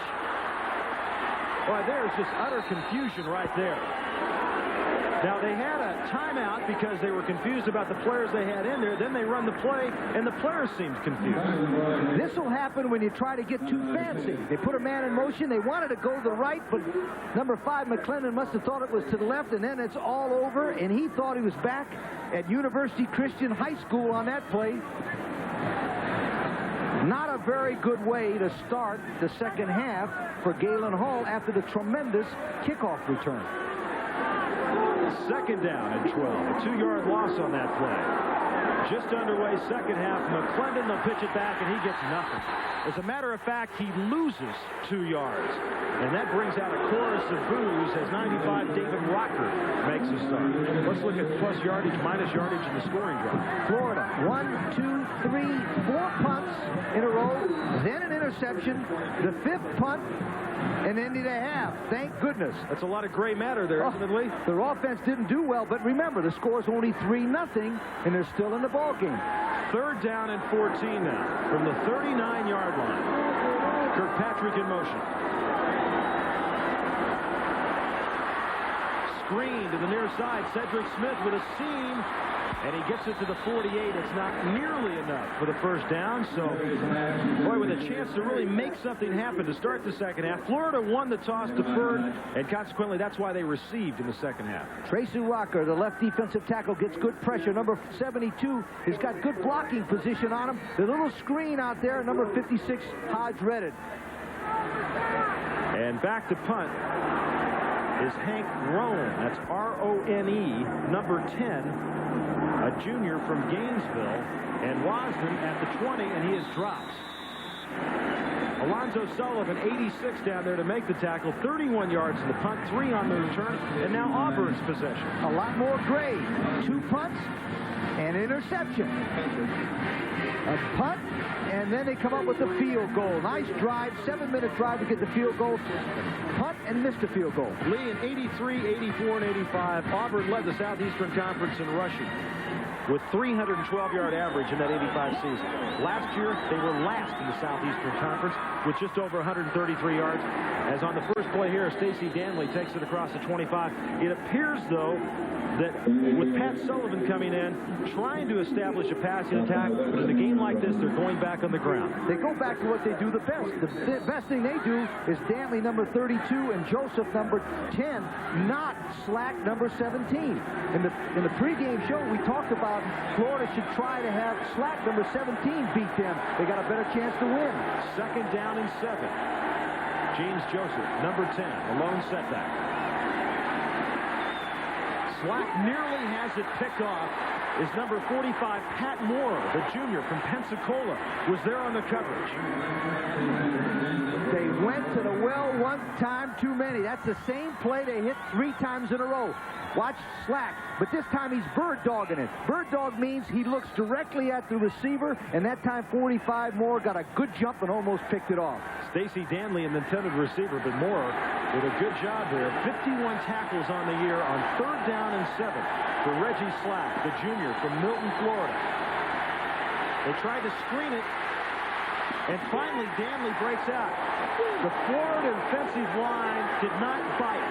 They did not buy it at all, and that's why Danley had a hard time breaking out from the pack.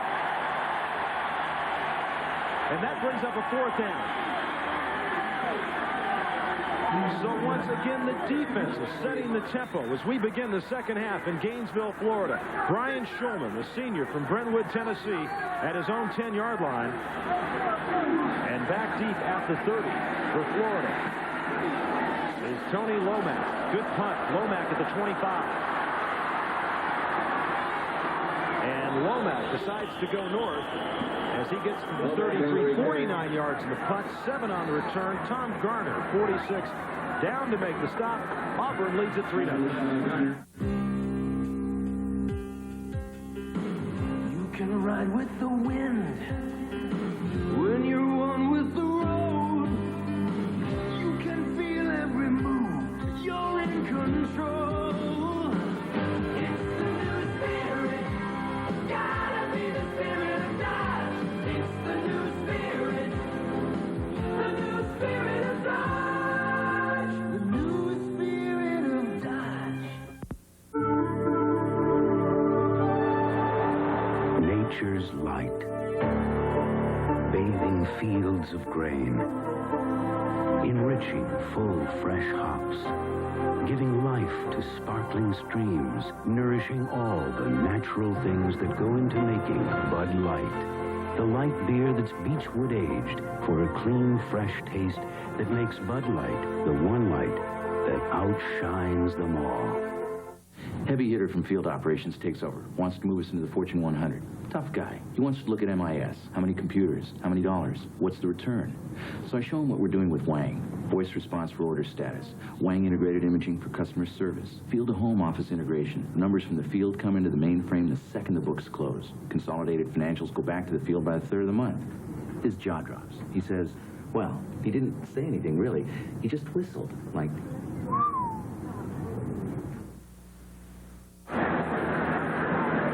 Today's game is being brought to you by Dodge Cars and Trucks. On the street or off the road, it's the new spirit of Dodge. By Allied Van Lines, the one America trusts. And by Britannia, live in Britannia. Roger Twybo and Lee Corso with you. Florida Field, Gainesville, Florida. Record crowd on hand. Homecoming Saturday.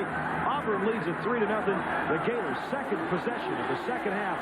And Herbert Perry still in there at quarterback. 1st and 10 from the 33.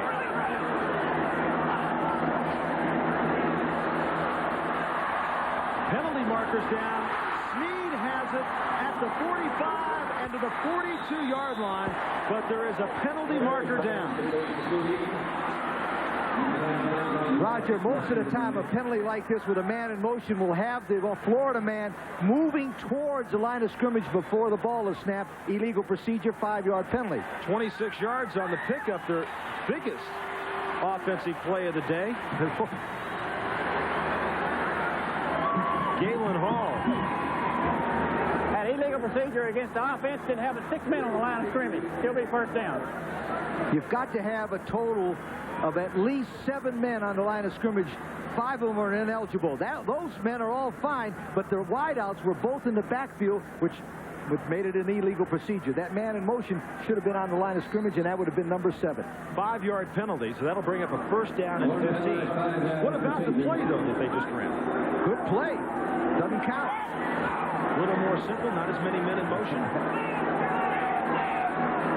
11:41 to go, third quarter. Cedric Smith,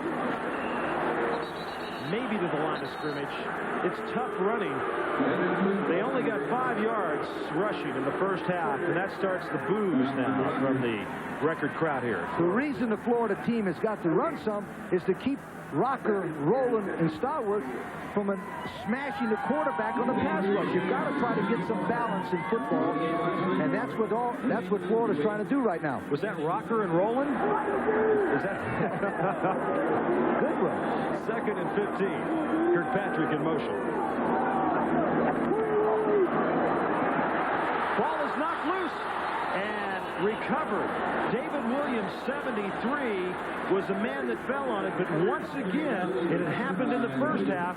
As Perry was back to pass, the ball was knocked loose. From the top of your picture, they're coming from the outside. This time, Rocker, number 74, beats 72 Durden, and number 73 alertly drops on the football. That's what I was talking about. The reason why you have to run is to keep those guys from just rushing the passer and going after him all the time. So that brings up a third down and 25. So once again, good field position for Florida, and they're not able to do much with it. Lone setback is Smith. Quick out this time, and he finds his man, and that's Darrell Woolard, the H-back. He's a kind of a tight end wide receiver. As a matter of fact, Woolard was on the scout team, and they were so hungry for players, they brought him off the scout team. Not nearly enough for the first down, and that'll bring up a punting situation for the Florida Gators with 9:59 to go. Third quarter, and Fernando Acosta-Rua will stand at his 15, and Shane Wasden, the freshman from Selma, Alabama, at his 40. Better punt that time. Wasden will get it back to the 40-yard line. So now Auburn with good field position as Greg Baldwin makes a stop. 35 yards in the punts. The kicking game has hurt Florida today. I want to remind you again, coming up tomorrow night at 8 Eastern time, the Washington Redskins and the Houston Oilers. You want to watch a good offense. Today, Jerry Glanville has got a wide-open offense at Houston. And of course, Joe Gibbs, always a great offense. Mark Rippon's done a great job. Doug Williams is back now from his appendectomy. Prime time at 7. NFL action at 8. Right here, Auburn leading it 3-0. First and 10 from the 40-yard line. Danley across midfield. Look at that run inside the 45 to the 43-yard line. Stacy Danley, 17 yards on the pickup. Danley's a strong runner. The offensive right side of Shelby and Gardner do a nice job. Florida's defense could be getting tired. Number 67, the left guard. Watch him. This looks like an instant replay of the first half. 67 gets in the way. The fullback makes a good block, and there goes Danley. You notice Auburn immediately went back to what went well for them in the first half. James Joseph took out 2 men with his block that time. First and 10 from the 43. Slack throws it downfield. He was looking for Lawyer Tillman. Huey Richardson was the man putting a lot of pressure on Reggie Slack. Auburn has been a big play, surprisingly enough, Lee, a big play football team this year. And they get the big plays from Joseph. He had an 85-yard reception versus Kansas and a 76-yard run versus Kansas. Most people get great runs and passes versus Kansas. Well, the 56-7 was that final. Auburn beat Kansas. Second down and 10. Looking for the screen, and Slack is dumped. 68, Rondi Weston, and 96, Jeff Robb. That's going to be a half sack apiece. Tremendous defensive play in the middle. Watch number 93, Armstrong, but number 68, Weston, does what they call an inside move. He faked to the outside, come to the inside, made a terrific play. And he went by the freshman, Ed King, that time.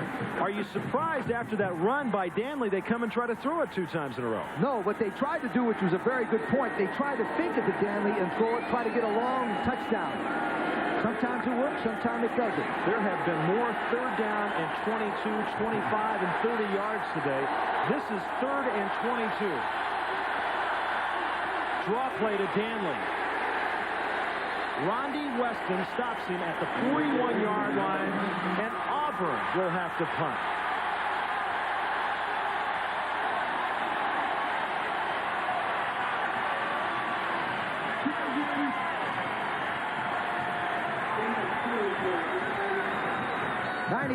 Armstrong gets a piece of him, but 68, Weston, nice play. Brian Schulman, beautiful punt that time. Terrence Barber at the 9-yard line. He ain't going anywhere. So he just goes out of bounds at the 11. Lamar Woods and Kenneth Hicks down there on the special teams. 46 yards on the punt. 3-0. Auburn leads Florida.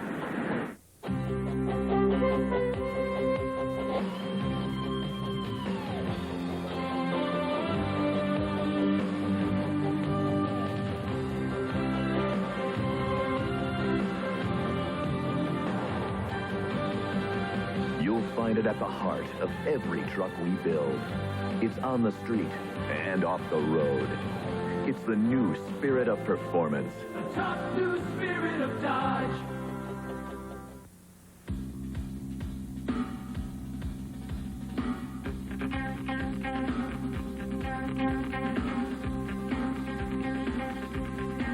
It's just a pure and natural beer. Oh,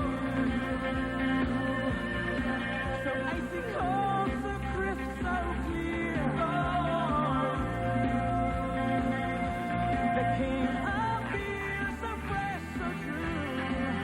For you, you got the taste, this buzz for you. It's brewed from the choicest natural ingredients. It's Beechwood aged for that clean, crisp taste. And best of all, it's for you. You got the taste, this buzz for you.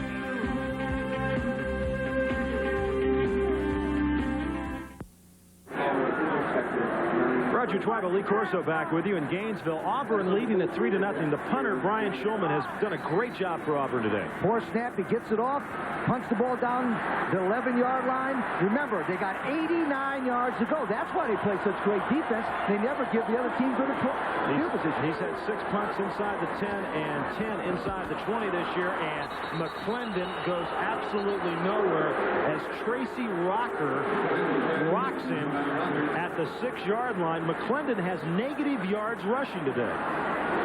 From the right-hand side of your picture, you'll watch number 74. He does what they call an inside move on number 77, Ismail, and it's all over. Poor McClendon never had a chance on that one. Tracy Rocker just caught him before he had any chance to move forward. Remember, both of these teams with just one loss in the Southeastern Conference, and both Alabama and LSU winners today. Georgia playing William & Mary in a non-conference game.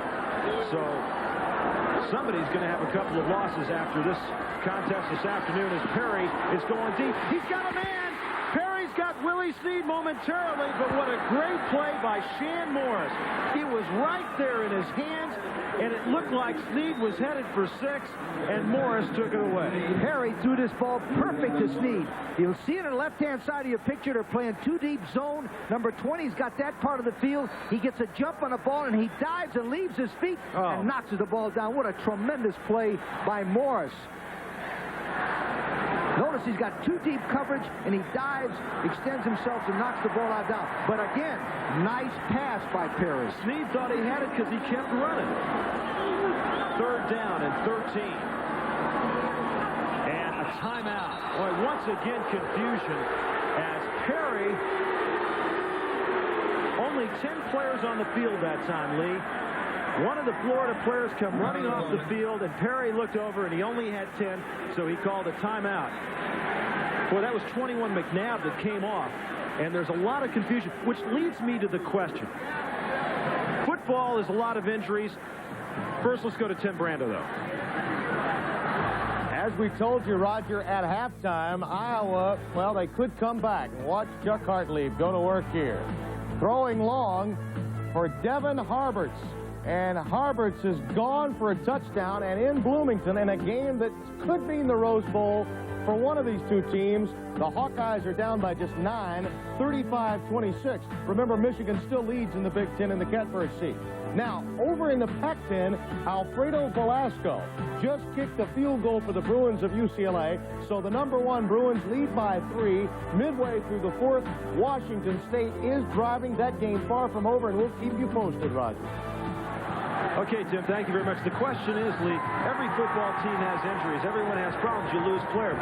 Could it be that the offense that you have in is too complicated? Why can't these kids pick it up when they come in? It's obviously with the off week that Florida put in too much for the Florida players to comprehend. It was excellent on the blackboard, but not very good on the field.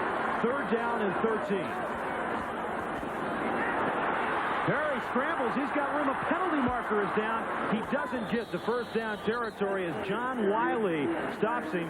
But a penalty marker, and you got to assume that it's going to be holding, as it was back where all those orange shirts were trying to stop all those white shirts coming in. And it's been a tough day for Herbert Perry. It's been a tough day for that gentleman, Galen Hall. He's trying to figure out a way to take inferior offense. And holding on the offense on the play, the penalty is declined. It's going to be 4th down. He's trying to find a way to take inferior offensive personnel and beat superior defensive personnel, and that is very difficult. Fernando Acosta-Rua, who has not had a good day punting, in his own end zone, and Shane Wasden at the 47-yard line. 6:44 left to go, 3rd quarter. Wasden at the 50. It's a low punt, so he'll bring it back, and he gets it to the 43-yard line. Brent Ellis makes the tackle, just 37 yards on the punt and 7 on the return. Auburn still leads it by a field goal.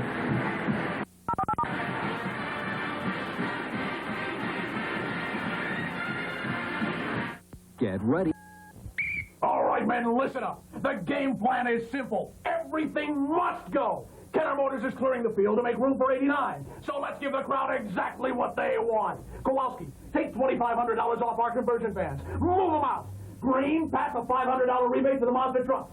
Pirelli, you and the service department back up every sale with Kenner's expert service. Now, get out there and clear that field. The crowd's going crazy. Kenner's making positively the best deals this reporter's ever seen. You better get here quick. My mother, she drinks a lot, and it got me addicted.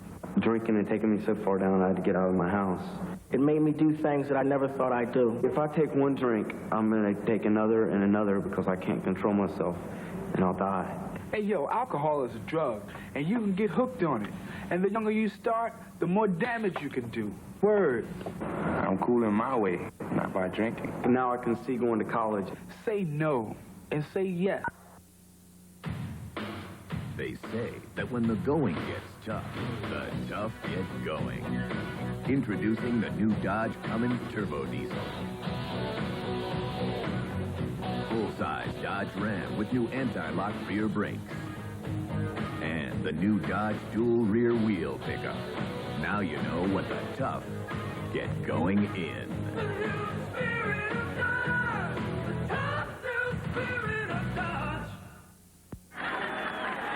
6:32 left to go, 3rd quarter. Homecoming Saturday. Florida Field in Gainesville. A record crowd, and Auburn has it 1st and 10. And Stacy Danley again. They have made some good yardage, Lee, on 1st down with Danley. And off the right side all the time. The left guard pulls number 67, but the right tackle and right end do a good job. You watch number 67 pull. He traps the linebacker, number 45, more, and that's why the play works. Number 24, Lang, has to make a drag down tackle. A gain of 9, 2nd and 1. Blitzing this time, and a great job by the Florida defense And the man who came busting through was number 49 for the Gators, Joey Nicoletto, a fifth-year senior from Tampa. He played at Chamberlain High School, which is one of the best high schools in Florida. He takes a calculated risk by blitzing on second and short yardage, and 49 catches the back before he can make the movement. Nicoletto came into the game with 41 tackles, a couple of interceptions, and 1 sack. And from a 2nd and 1, it's now 3rd and 6. Listen to the crowd. They're on their feet now. Swing pass to Stacy Danley. One good move to spin, and not enough for the first down as he gets to the 37-yard line.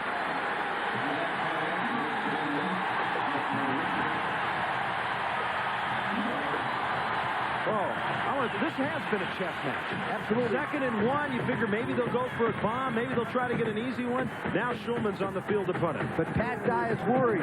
The longer you leave Florida in this game here in Gainesville, the better chance they have to beat Auburn. Schulman at his 48. Beautiful high spiraling kick that angles to the near sideline. Look at this. And it is down at the 1-yard line. It was John Wiley who came and caught it before it hit the ground. And once again, Florida is going to start from deep in their own territory.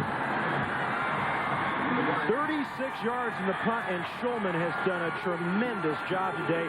The kicking game so far, you've got to give the nod to Auburn. Absolutely. He's an all-Southeastern Conference kicker, and you can see this is a beautiful play. It's perfectly legal for number 9, Wiley, to go down and catch this ball if there's no Florida man in the picture, and there isn't. That's why this is perfectly legal. Now, there's 2 things Florida can do. One, they can throw a bomb and try to get a 99-yard touchdown, or watch out, they might get a safety against them. Herbert Perry, still the quarterback. And they'll just hand it right up the middle. That was Dexter McNabb, a 6'1", 232-pound freshman, as David Rocker, 95, makes the stop with 4:25 left to go. 3rd quarter. Auburn leads Florida 3-0. There has been just one solid drive all day, and that was to start. Now, you see number 3 right there, Roger? Number 3 is coming in the game, if our information is correct, and they got time to do it, to run a tailback pass.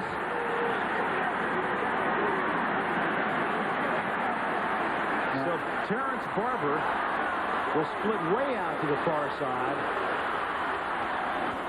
They hand it right up to McNabb, and he gets possibly to the line of scrimmage. Once again, the middle is in there with Craig Ogletree, 94, from his outside linebacker. He moves up on the line of scrimmage on these goal line situations.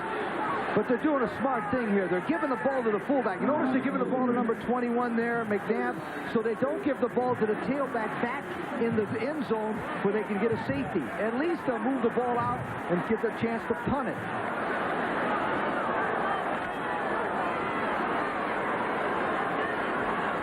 Down and 9. Perry, he's got time. He was trying to find Barber, but 94 Ogletree was right back on the coverage and no chance. So 3 downs and a punt. And this has been a problem for Florida. Acosta Rua has just not done the solid job, but he's been back in the end zone a lot too, and it's never easy to punt out of there.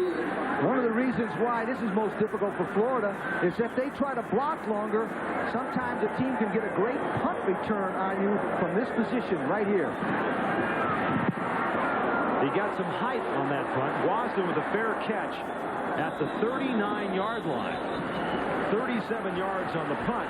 As I was mentioning earlier, there's really only been one solid drive. That was by Auburn in the 2nd quarter that went down and got them their field goal. They consumed, 7 minutes and 1 second. And they'll have it now with great field position at 2:59 to go in the 3rd. Let's go to Tim Brando. Tim? All right, Roger, and Washington State trying to take the lead, trailing by 3, and Rich Swinton with his 2nd touchdown rushing of the game. Under 8 minutes to play, and the Cougars lead by 4, Roger. Thank you, Tim. An upset in the making there in L.A. And Auburn with their best field position of the 2nd half.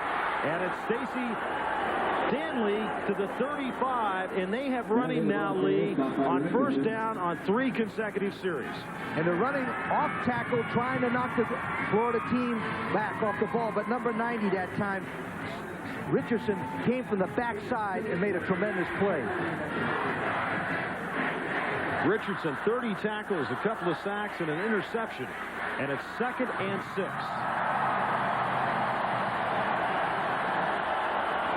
Stacey Danley again. Danley to the 25-yard line, and an Auburn first down before Lewis Oliver makes the stop. 10 yards on the pickup. And how long can this Florida defense hold out? Not much longer. You'd be surprised. This is exactly the same play. Number 86, good block, Reeves. Number 67, King, good block. Danley running straight ahead. It looked like Auburn would be smart and run that play 10 times in a row and see what happens. Danley, 16 carries, 90 yards. He came into this game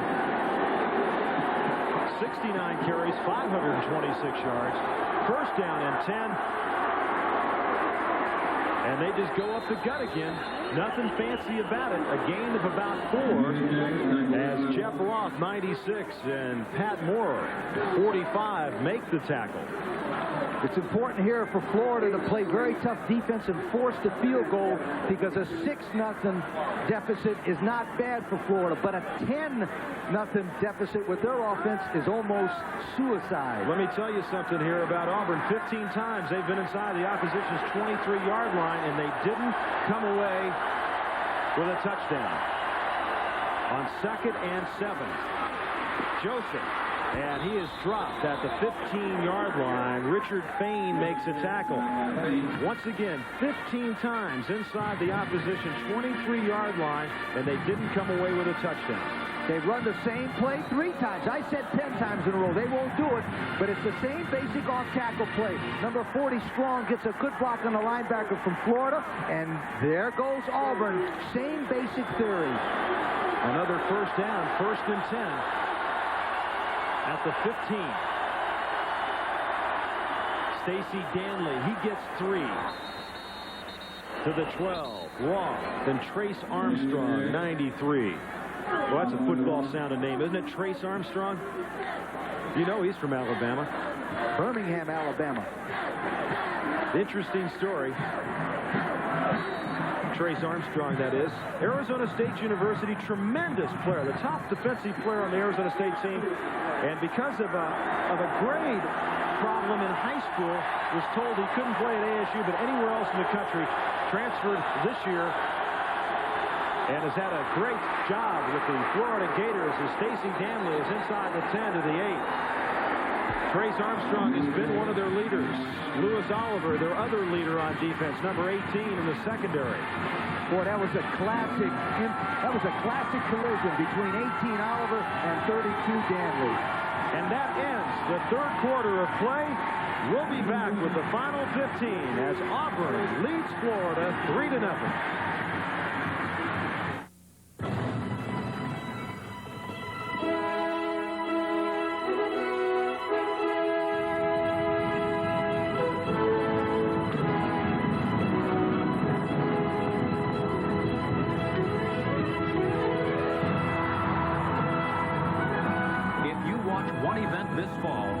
The Breeders' Cup, the championship of thoroughbred racing. See it live Saturday, November 5th. Check local listings for the time and station in your area.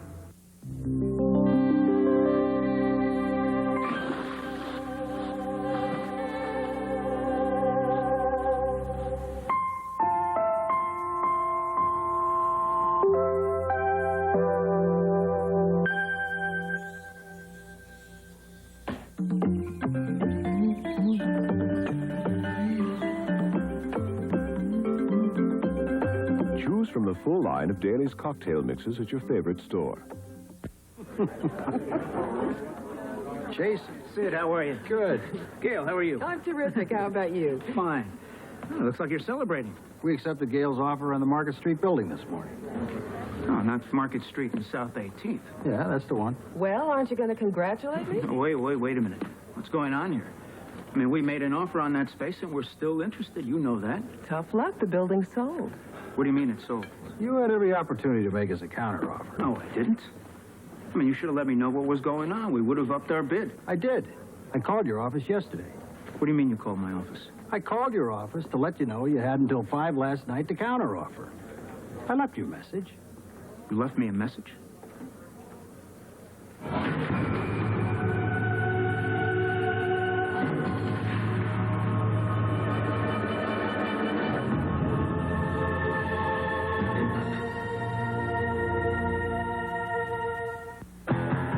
ESPN opens the door on a college basketball season slam-jammed with color and excitement. Friday, November 18th, the ball gets rolling with a sparkling triple header from the Big Apple NIT. Then Saturday, November 19th, the Hall of Fame Kickoff Classic pits Duke against Kentucky.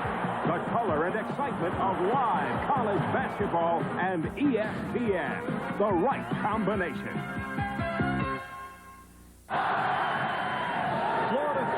Gainesville, Florida on homecoming Saturday. Roger Tribal, Lee Corso with you. Auburn leads it as we start the fourth quarter. 3-0. They've got it 3rd down and 4. Stacey Danley's penalty marker is down. There was movement on the left side of the Auburn line. It's interesting because Lee going into that end zone, the north end zone, that's all Auburn fans. And it's open. It shouldn't be as loud. But can you believe it? This tackle moves on offense. The line to move before the snap. Still be 3rd down. Keep your eye on the left side of the line. Number 54 Thompson or 67 King move on the left side prior to the snap.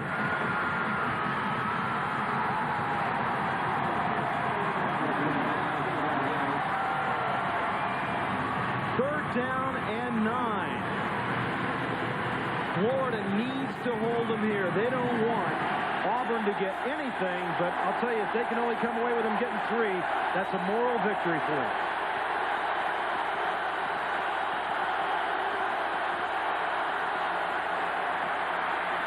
Reggie Slack down the middle. Reggie Slack to Walter Reeves as tight end, but it's not going to be enough for the 1st down. Espesians Bartley was the man that made the tackle. Reggie Slack goes back to pass. He's got a tight end in the middle watching him. You see him all the way. Nice hand by Reeves, but not quite far enough. There might have been a flag on that. There might have been a little contact before the pass. Nonetheless, that brings in Win Lyle. 23-yard attempt.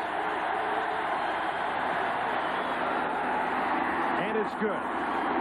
14-21 left to go, 4th quarter, and Auburn with a 6-0 lead over the Florida Gators.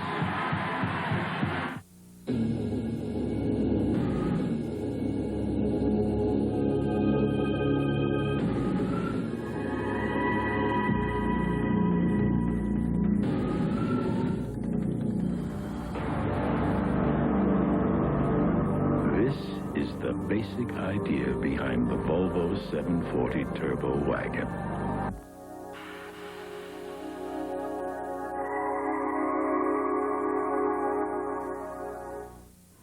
If you thought you had to give up comfort to get a close shave, Norelco says, think again. Their revolutionary shaving system shaves skin close in a way that's incredibly comfortable.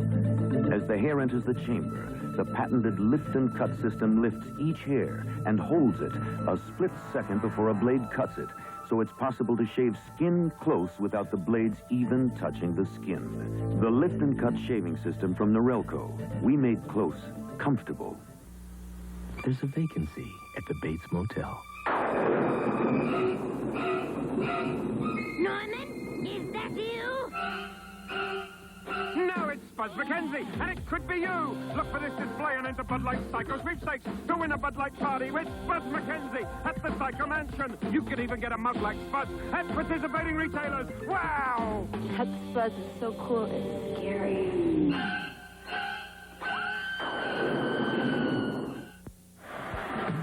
Today's game is being brought to you by Volvo, a car you can believe in. And by Bud Light. Everything else is just a light. Roger Tribal and Lee Corso with you from a record-breaking crowd at Florida Field in Gainesville. 75,199. And Tony Lomack from the 4. Lomack across the 25 to the 26-yard line, and Auburn with a 6-0 lead. Lomack 22 yards on the return. Lee, we've seen him try to run it. They can't do it. We've seen him try to pass it. Every once in a while, Glitter Hope, what do you do now? First of all, you start throwing on 1st and 10, and you throw real quick passes before the Auburn lineman can get to them. Run a couple of screens and draws. Try to play for field position. Hope Auburn turns the ball over and beat them 7-6 in the last minute. Lomack splits out to the top of your screen along with Mark McGriff. Willie Snead to the near side on 1st and 10. Perry going for some quick stuff, and he's got Snead. And Perry took a big hit. Alvin Mitchell came busting through, but just as you said, a quick out, a little yardage, a little confidence builder. That's right. They got to keep doing it over and over again, but be careful. Auburn has a tendency to change coverages, and they can go for the pickoff. And if they get a turnover here and stick another one in, Florida is dead. Perry, 8 of 16 for 63 yards. 2nd down and 7.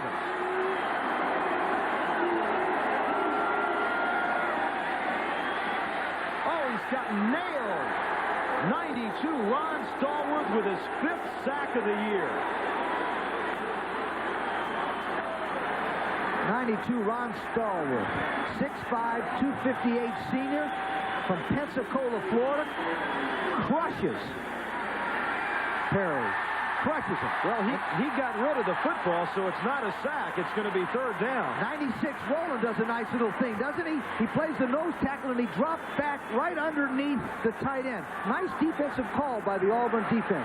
Kyle Morris, number 1, comes in. I can't believe Perry got rid of that football. 3rd down and 7.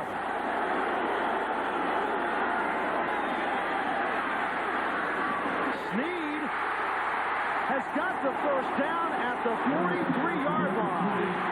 Willie Snead.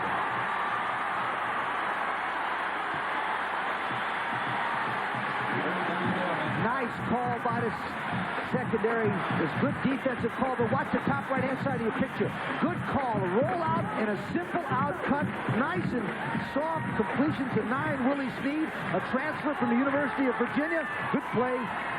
Florida. Boy, they protected the quarterback by letting him roll out that time. 1st and 10 from the 42. Looking near side. Morris really fired it into Lomack, and he couldn't hold on to it.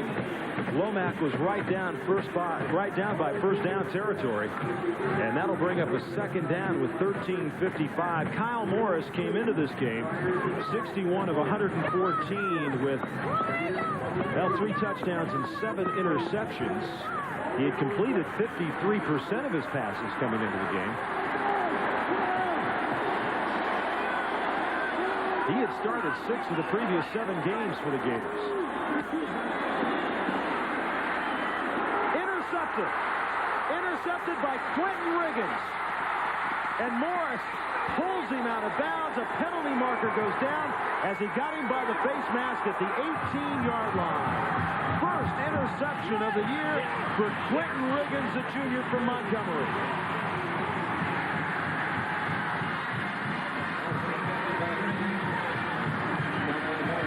Number 41, Riggins, drops back in the middle. Morris wants to throw the ball to the tight end. If you watch him, he's looking right over the middle of the field to the tight end. He does not see number 41. Riggins, who jumps in front of him. He takes off to the nearest sideline. Morris knocks him out of bounds, but gets the face mask and an extra 5-yard penalty. This is the break that Auburn was looking for, but they got to stick it in, Roger. 3 points is not enough anymore. 13:44 left to go, and once again, the Florida defense will be faced with a major challenge. And Galen Hall pacing the sideline. They have lost 2 games in a row. Memphis State and Vanderbilt, 2 teams that shouldn't have beat them. They don't match up with them on paper, yet they did. And off week, they trail 6-0. Stacey Danley tripped up on a great play by Joey Nicoletto, number 49, who once again, that's his second time, Lee, he's come busting through into the backfield. The Florida defensive coaches have decided, number one, that they've got to put the pressure on him. You notice the concentration on slack. But notice number 49, Nicoletto, he was into the backfield. That's the only way they're going to be able to stop Auburn, is to hit him before they start running. And Pat Dye and his coordinators, a little discussion on the sideline. 2nd and 12. Double tight ends. Little misdirection. Danley nearly trips. Danley, touchdown Auburn.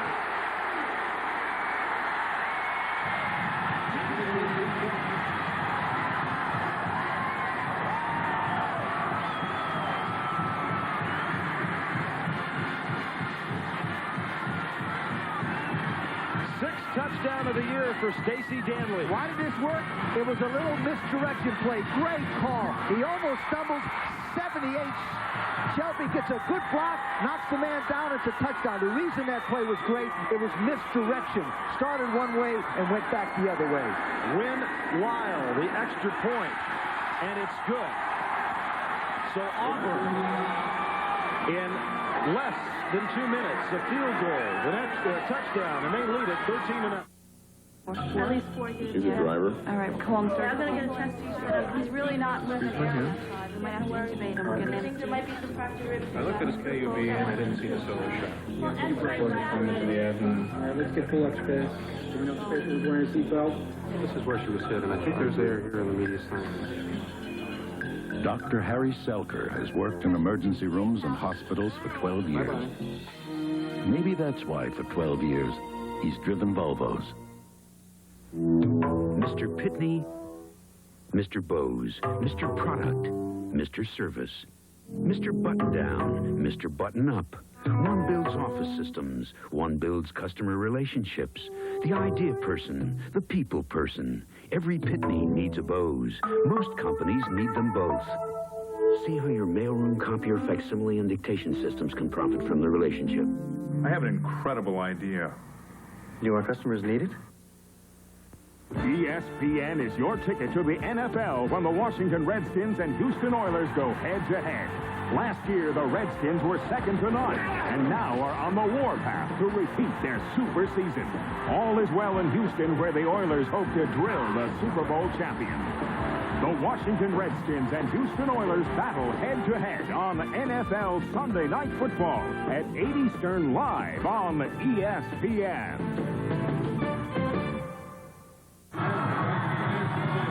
We've got you started a great football weekend. Another game coming up tonight, North Carolina State, South Carolina, and of course NFL action tomorrow night at 8 Eastern time as Auburn has moved out to a 13-0 lead. Stacey Danley now 21 rushes, 108 yards, and man, would Florida like a big play right here.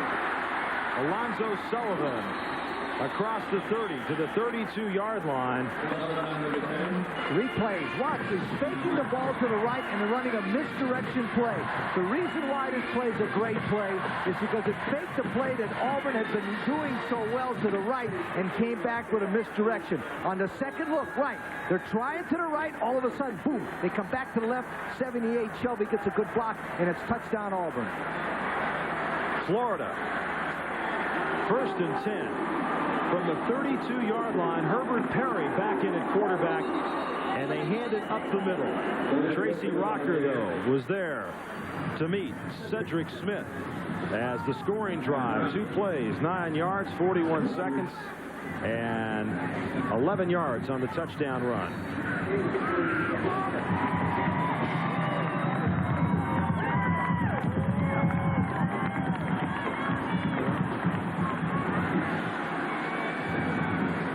Second and 7.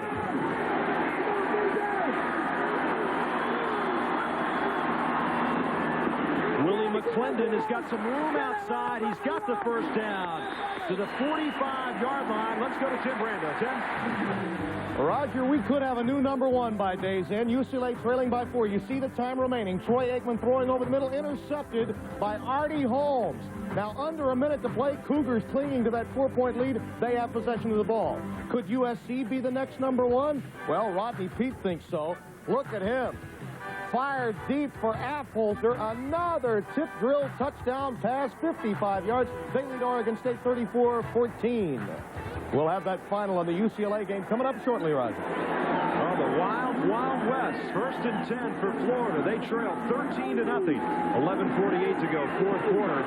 And Perry coming near side. He's got Kirkpatrick, his tight end, who's across midfield to the 48-yard line. Kirkpatrick, just 6 receptions on the season. Coming into the game is knocked out by Greg Staples and Quentin Riggins. Nice play fake. The fake of the fullback holds the linemen in so they don't come after Perry so fast. He throws a long shot across to Kirkpatrick. Good play. Pat Dye told us yesterday, Lee, that his starting defensive unit has allowed just 2 touchdowns this year. That's an incredible statistic. Allowing just 8.5 points per game, that's #1 in the nation. 2nd and 3. McClendon's got a hole. Now the freshman showed you maybe a few too many moves there with no real reason to. But it also shows you the great quickness of 94 Ogletree and the inside linebackers. The hole was there, but before McClendon can do anything, watch 94, watch 41, watch 56. They're all there. Great defensive pursuit by the Auburn Tigers.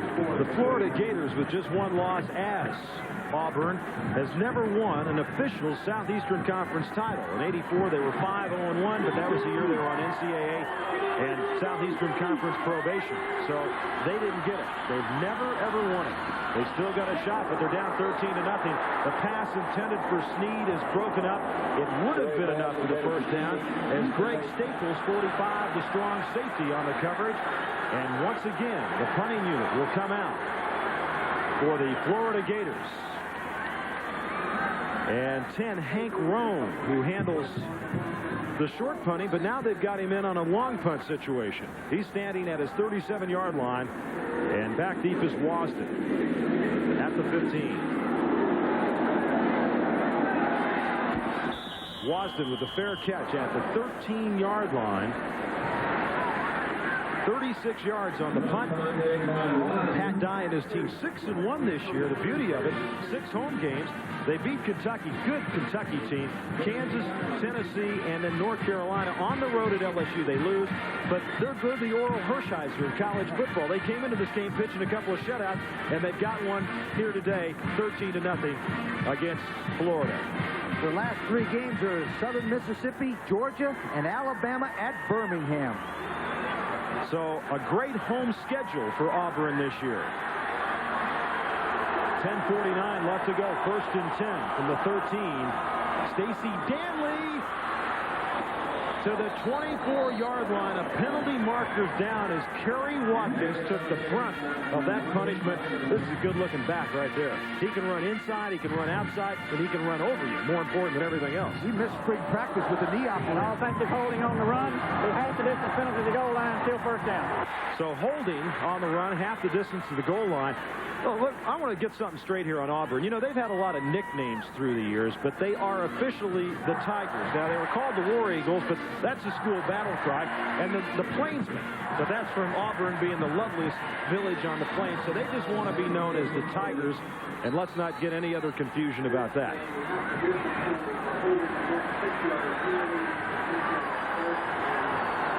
First down. And 17. That misdirection play, and Stacey Danley gets out to the 10-yard line. Gain of about 3. Pat Moore, 45, and Joey Nicoletto, 49, on the tackle. Auburn is going to the right side, and running a misdirection play to the left side. The reason why the misdirection is good now is because Florida is flowing towards the fullback on their first key, and the misdirection is a very fine play when your linebackers are keying the fullback. 2nd down and 13. 1 wide receiver, 2 tight ends, and Danley trips up at the middle at the 10. Now, Lee, I'm curious, the right guard for Auburn that time never got down into a 3-point stance. He was standing straight up while the rest of the front all down in the 3-point stance. Sometimes the lineman will get in a 2-point stance and indicate pass. The reason you don't get into a three-point stance sometimes is they can't key you every time you're in a two-point stance, you throw the football. That's why the right guard was in a two-point stance. 3rd down and 13 for Auburn. 9:23 left to go. They lead Florida 13-0.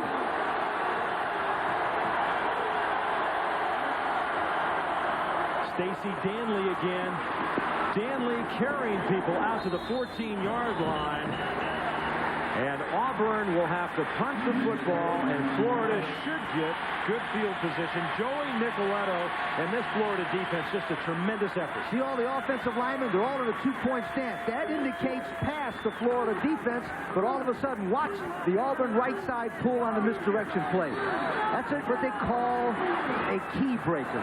It's easier to pull standing up, as Schulman with a beautiful punt.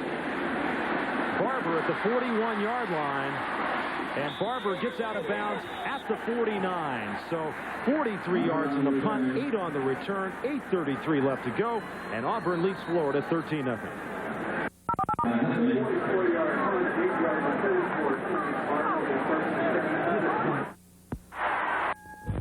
If you're looking for the absolute biggest savings on the best-selling compact truck in America, Langdale Ford's the place to be. Right now, buy an 88 Ranger XLT, just $161 a month, and get free air. At Langdale Ford, we're moving out every 88 Ranger in stock and rebates up to $750. Langdale Ford's #1, not because we sell for less, but because we sell for a whole lot less. Langdale Ford, North Side and downtown Valdosta. The cockroach, found in almost every place where people live and work, and are notoriously difficult to control. In addition to food and water, roaches require hiding places in which to rest and breed. Astro Exterminating understands their history, biology, and habits. Astro also knows that the inspection is vital to the success of effectiveness of the treatment. The strategy is to determine where best to apply pesticides, ensuring maximum contact. Astro Exterminating, a valuable contribution to eliminating pests. What Volvo knows about building cars, other companies would like to know. The expertise to develop such advances as an ingenious multi-link independent rear suspension and to incorporate a remarkable anti-lock braking system. And now Volvo's most coveted secrets are for sale. They can be found in the 760. Roger Twyville, Lee Corso with you. Florida Field in Gainesville. And the Gators have a 1st and 10 from midfield. They trail 13-0. Herbert Perry, the quarterback, and the intended receiver was Mark McGriff, the tight end, coming to the near side. Boy, a lot of pressure on Herbert Perry, and even Kyle Morris, the young man that came in to spell him briefly. A lot of pressure on the quarterback. When you can't establish a running game, all the defensive linemen just run a straight line right after you. That's why it's so important that you get balance in great football teams, being able to run and throw. 2nd down and 10. Lomax and Sneed split to the top of your screen. Willie McClendon with a hole. McClendon across the 45 to the 44-yard line. Ron Stallworth makes the stop, and let's go to Tim Brando. Tim. Roger, we will have a new #1. 4th down, Troy Aikman from the 6-yard line. Sends a man in motion, and then lofts one for David Keating, broken up by Brett Collins, and Dennis Erickson's Cougars have pulled it off. Washington State beats #1 UCLA 34-30. Well, what will they do in the polls this week? You got to believe Notre Dame will move to #1, and West Virginia won't be far behind, Roger. I can tell you they'll have a party in the Palouse tonight. 3rd down and 4, and nearly intercepted. Nearly picked off by Smokey Hodge, number 56. The pass intended for Darrell Woolard. You notice the spot? It's exactly the same spot that number 41 Riggins intercepted the ball. The quarterback is bird dogging him. He's watching the man all the way, and 56 Hodge almost got the interception. And Herbert Perry calls a timeout with a 4th down and 4 upcoming for the Florida Gators. They trail at 13-0. I don't want to move. I like people that you trust. Why not? don't know anyone. Making new friends is easy. No, it isn't. Sure it is. Not for me. You made one already. Who? Me. They're one in a million, they're one of a kind. They're the one America trusts. They're allies and lines. Friends? Friends. This young woman is about to repair her own car. As you watch, she's actually fixing one of the biggest problems facing today's engines: clogged fuel injectors. She's fixing it with Mobile Super Unleaded Gasoline. Its advanced detergent formula can unclog fuel injectors and give your car a new injection of power. Drive your engine clean with Mobile Super Unleaded, high octane with a plus. Come on, let's go. Taxi! Quick! Dale subida aquí. Ciao! Where are you going? See you later. Where am I going? Live in Britannia. She absolutely hates me. No way. No. That's not what she told me. You mean? Live in Britannia. Well, behind the highway patrolman over there is Brian Shulman, number 1, who has been the top punter in the Southeastern Conference. 8 punts today, average of 42 yards, as long as 50, and he's had 4 inside the 20. 4th down and 4 for Florida. Nearly intercepted again. Carlo Cheatham, number 35, nearly picks it off on 4th down. And Florida had to go forward with 7:35 left. Good call. They went to a safe play. They rolled the quarterback out, which should give Perry more pressure. He's getting some pressure from the inside by 96 Rowland. Nice play by Carlo Cheatham, number 35, who intercepted 2 passes last year against Florida. And what a modest guy. They, for 2 years, called him Carlos, and he finally came up to him and says, gee, I hope you don't mind, but you've been misspelling my name. He says, my name is Carlo. Stacy Danley across the 45 to the 47-yard line. You know, Florida and Auburn have played some great football games. As a matter of fact, one of the greatest games in Florida history, well, the greatest game in Florida history, and for Galen Hall as a coach, occurred 3 years ago when Florida beat Auburn 14-10, and they took over for the first time ever, number 1 in the AP rankings. It was short-lived because they had Georgia next week. They lost to them 24-3. Florida, next week, Georgia in Jacksonville. That was the high point in Florida Gator football history in that man's coaching career. 7 minutes left to go. 13-0 Auburn. And just give it to Danley again as he gets up to the 49-yard line.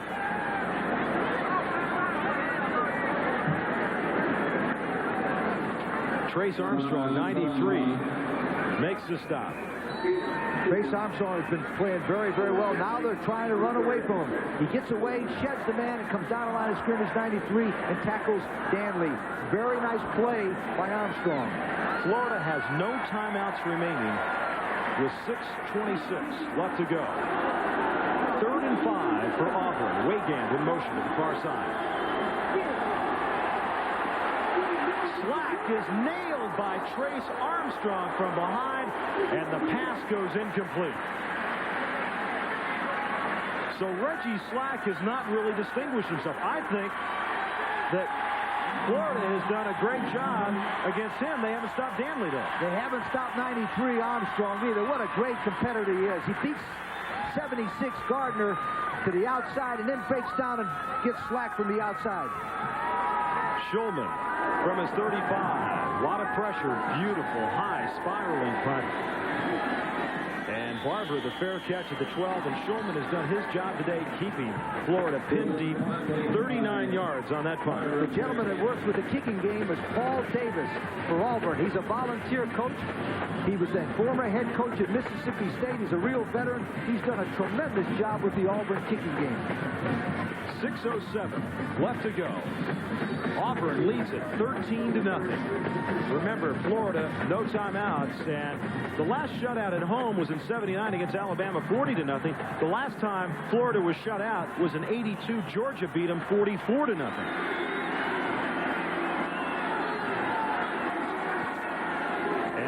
end, and they'll try to run with it. And that's just a dead issue right there, folks. I mean, you shouldn't. I mean, with 6 minutes to go, why even pretend?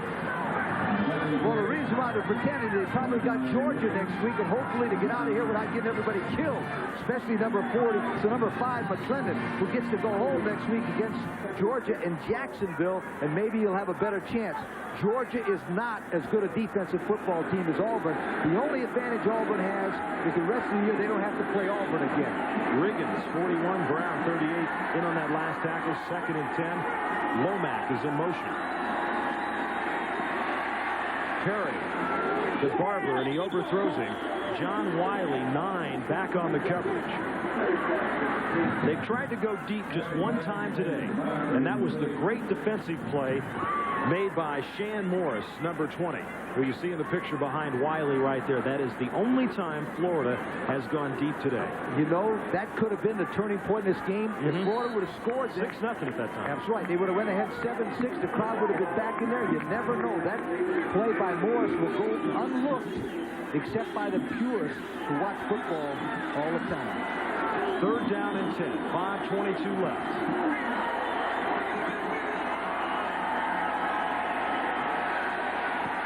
Deflected at the line of scrimmage. 92, Ron Stallworth, and 96, Benji Rowland with the 2 men there. Stallworth, 92. He knows he's licking his chops. He's got a chance to get number 79 there and whip it to the inside. But watch, Tracy Rocker is almost leading the team in interceptions. Oh, he thought he had himself one and scored 6. 4th and 10, 5:17 to go. And our 2 most popular guys, Fernando Acostarua and Rome. And this is Acostarua and Watson, the fair catch at the 42-yard line. I'll tell you, the freshman does a good job on punts. Shane Wasden, 30 yards on that punt. And Florida looking at their 3rd consecutive loss. Auburn looking to make it 7-1, and so it would be a 4-way tie in the Southeastern Conference with Georgia, Auburn, Alabama, and LSU.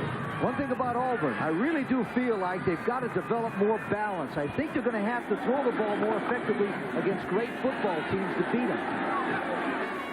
They're not going to throw it now with 5:09 to go. James Joseph, and he's tripped up at the 40. 24, Bill Lang, the strong side safety, came up to make the tackle. I'd like to remind you again that on Sunday night at 8 Eastern time, the Washington Redskins and the Houston Oilers will tee it up right here on ESPN NFL Primetime with Chris and Pete and Tom and John will be along, and then Mike Patrick and Joe Theismann will have that game for you. Talk about some hitting, Roger. Those Houston Oilers will really smack you. So if you like good hitting games, be sure to watch that one. 4:33 left to go. Alexander Wright was the man in motion. The handoff, James Joseph. Inside the 25 to the 22-yard line as he went over the right side, and Richard Bain finally made the tackle. 17 yards for the pickup as a large continued from Auburn here going wide. Watch the concentration on Slack. He's calling the signals. He's going to get the ball as deep as he can to Joseph. They had a blitz on. Number 49, Nicoletto, blitzed and got himself right out of the play. Joseph's turn to run now. Stanley is tired for running. Now take it over, Joseph. Selby, 78. Garner, 76. John Hudson, 66 from Paris, Tennessee. The center said, the reason I went to Auburn, they had the fewest traffic lights of any school I went to. He says, I'm not a big city kind of guy. And he made a big block on that play. Now, the misdirection. Stanley, look at him run inside the 10, down to the 7-yard line, and he's going to go over to the sideline because he came up holding his hip, and the way he landed, that could have been a hit for him. It could be, and he ran right over number 24, Lang, one of the toughest players that Florida has. Misdirection play. Here comes 24, Lang. He ran right over him, keeps good body lean, falls on his hip. But I tell you what, he better get well quick because they're going to give the ball to Joseph, and he's going to score. 27 carries, 132 yards for Stacy Danley. 3:30 left, 13-0 Auburn, and James Joseph down to the 6-yard line, loose football. And apparently the ground caused the fumble because Auburn will maintain possession. So trouble in Gatorland. Man, they put up a great fight here tonight, Lee, on homecoming. And it's always tough to play Auburn on homecoming. Number 93 gets a good knock on the man. Looks like it was a fumble because it looks like the ground did not cause it. But Auburn would have recovered it anyhow. Stacy Danley right up the middle. And he's down to the 2. Coming right at you, folks. Look at the eyes of Slack. He calls the automatic. He's running right at number 99, Paul. And there goes Danley right after him. What has happened now is the Florida team has just run out of gas. They've just been on the field so long. Anytime your offense doesn't move the ball, your defense has to play so much, they cannot stop it. 3rd and goal from the 2-yard line.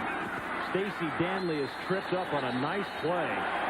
Well, it looked like Richard Fain came over from his cornerback spot, got his ankle, and it was indeed Fain. And so 4th down.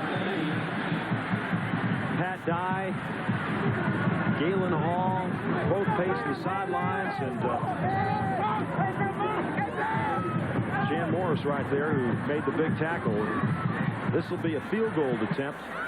Win Lyle, 20 yards. And Auburn leads at 16-0, and both coaches told us it would be the kicking game and turnovers, and Auburn 3 field goals from that man, Win Lyle, and great punting from Schulman, and they lead it 16-0 with 1:37 left to go. These are some of the Auburn backs in the NFL. Brent Fullwood, Tommy Agee, James Brooks, Joe Cripps, Bo Jackson, who also plays pro baseball, Lionel Littletrain James, and Tim Jesse. And Tim Jesse you'll see tomorrow night here on ESPN. Well, when you put the game in proper perspective, the team with the best football players won, Auburn. The team that had a good football team but didn't have them all here today, Florida lost. It's just exactly what we thought would happen. As you said at the top, you put the 2 teams on paper side by side. There's no way Auburn can lose. I asked you, how do they lose if they shoot themselves in the foot, and they didn't. And they didn't. But Florida played a gallant game defensively, but just wore out at the end of the ball game. That's all. But I will say this again, before Auburn hits that last part of the schedule, unless they develop some kind of a passing attack with Reggie Slack, good football teams are going to shut their running game down, and they could be in big trouble.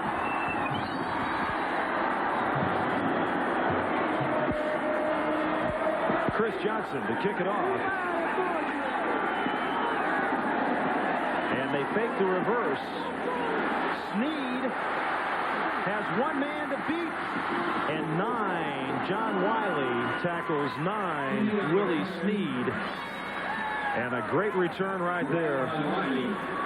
Just a little bit of excitement, but not too much here for Florida. Well, they're faking the reverse play to get all those headhunters from Auburn to chase the man who does not have the ball. But now Steve makes a good move. As I mentioned before, he was a transfer from the University of Virginia, and he's down the sideline. Good play, 2 times, 2 reverses, both good yardage, and then absolutely nothing happens.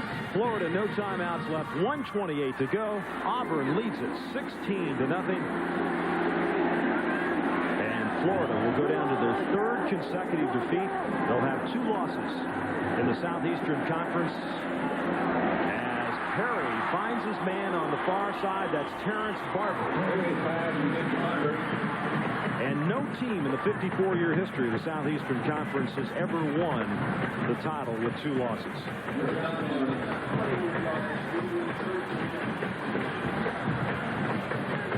$1:19 left.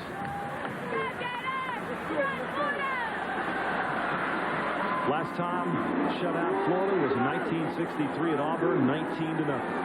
This game 16-0. Willie McClendon. And the freshman has had a long day. Stallworth and Rocker both in on the tackle. Auburn plays defense like you're supposed to play it. Number 74 gets a good pursuit angle.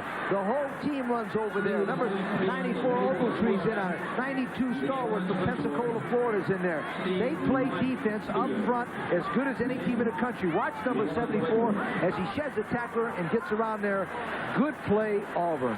Florida had won 3 of the last 4 games. Auburn, the winner last year. And Pat Dye will pick up his first victory ever in Gainesville against the Gators. And that's going to be picked off. Perry's pack is picked off. Number 42, Doug Huntley. That's his second interception this year, the senior from Montgomery, Alabama.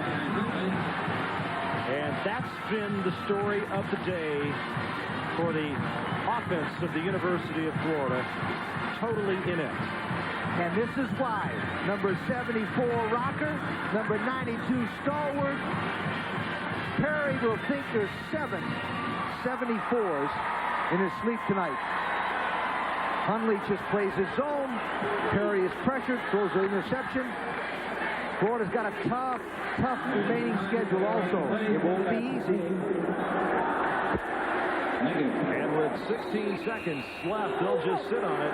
The last time Auburn shut out 3 consecutive opponents was back in '74 when they beat Tennessee Chattanooga 52-0, University of Tennessee 21-0, and the University of Miami 3-0. And that's it. Auburn has spoiled Florida's homecoming, their 3rd straight shutout. Auburn beats Florida 16-0.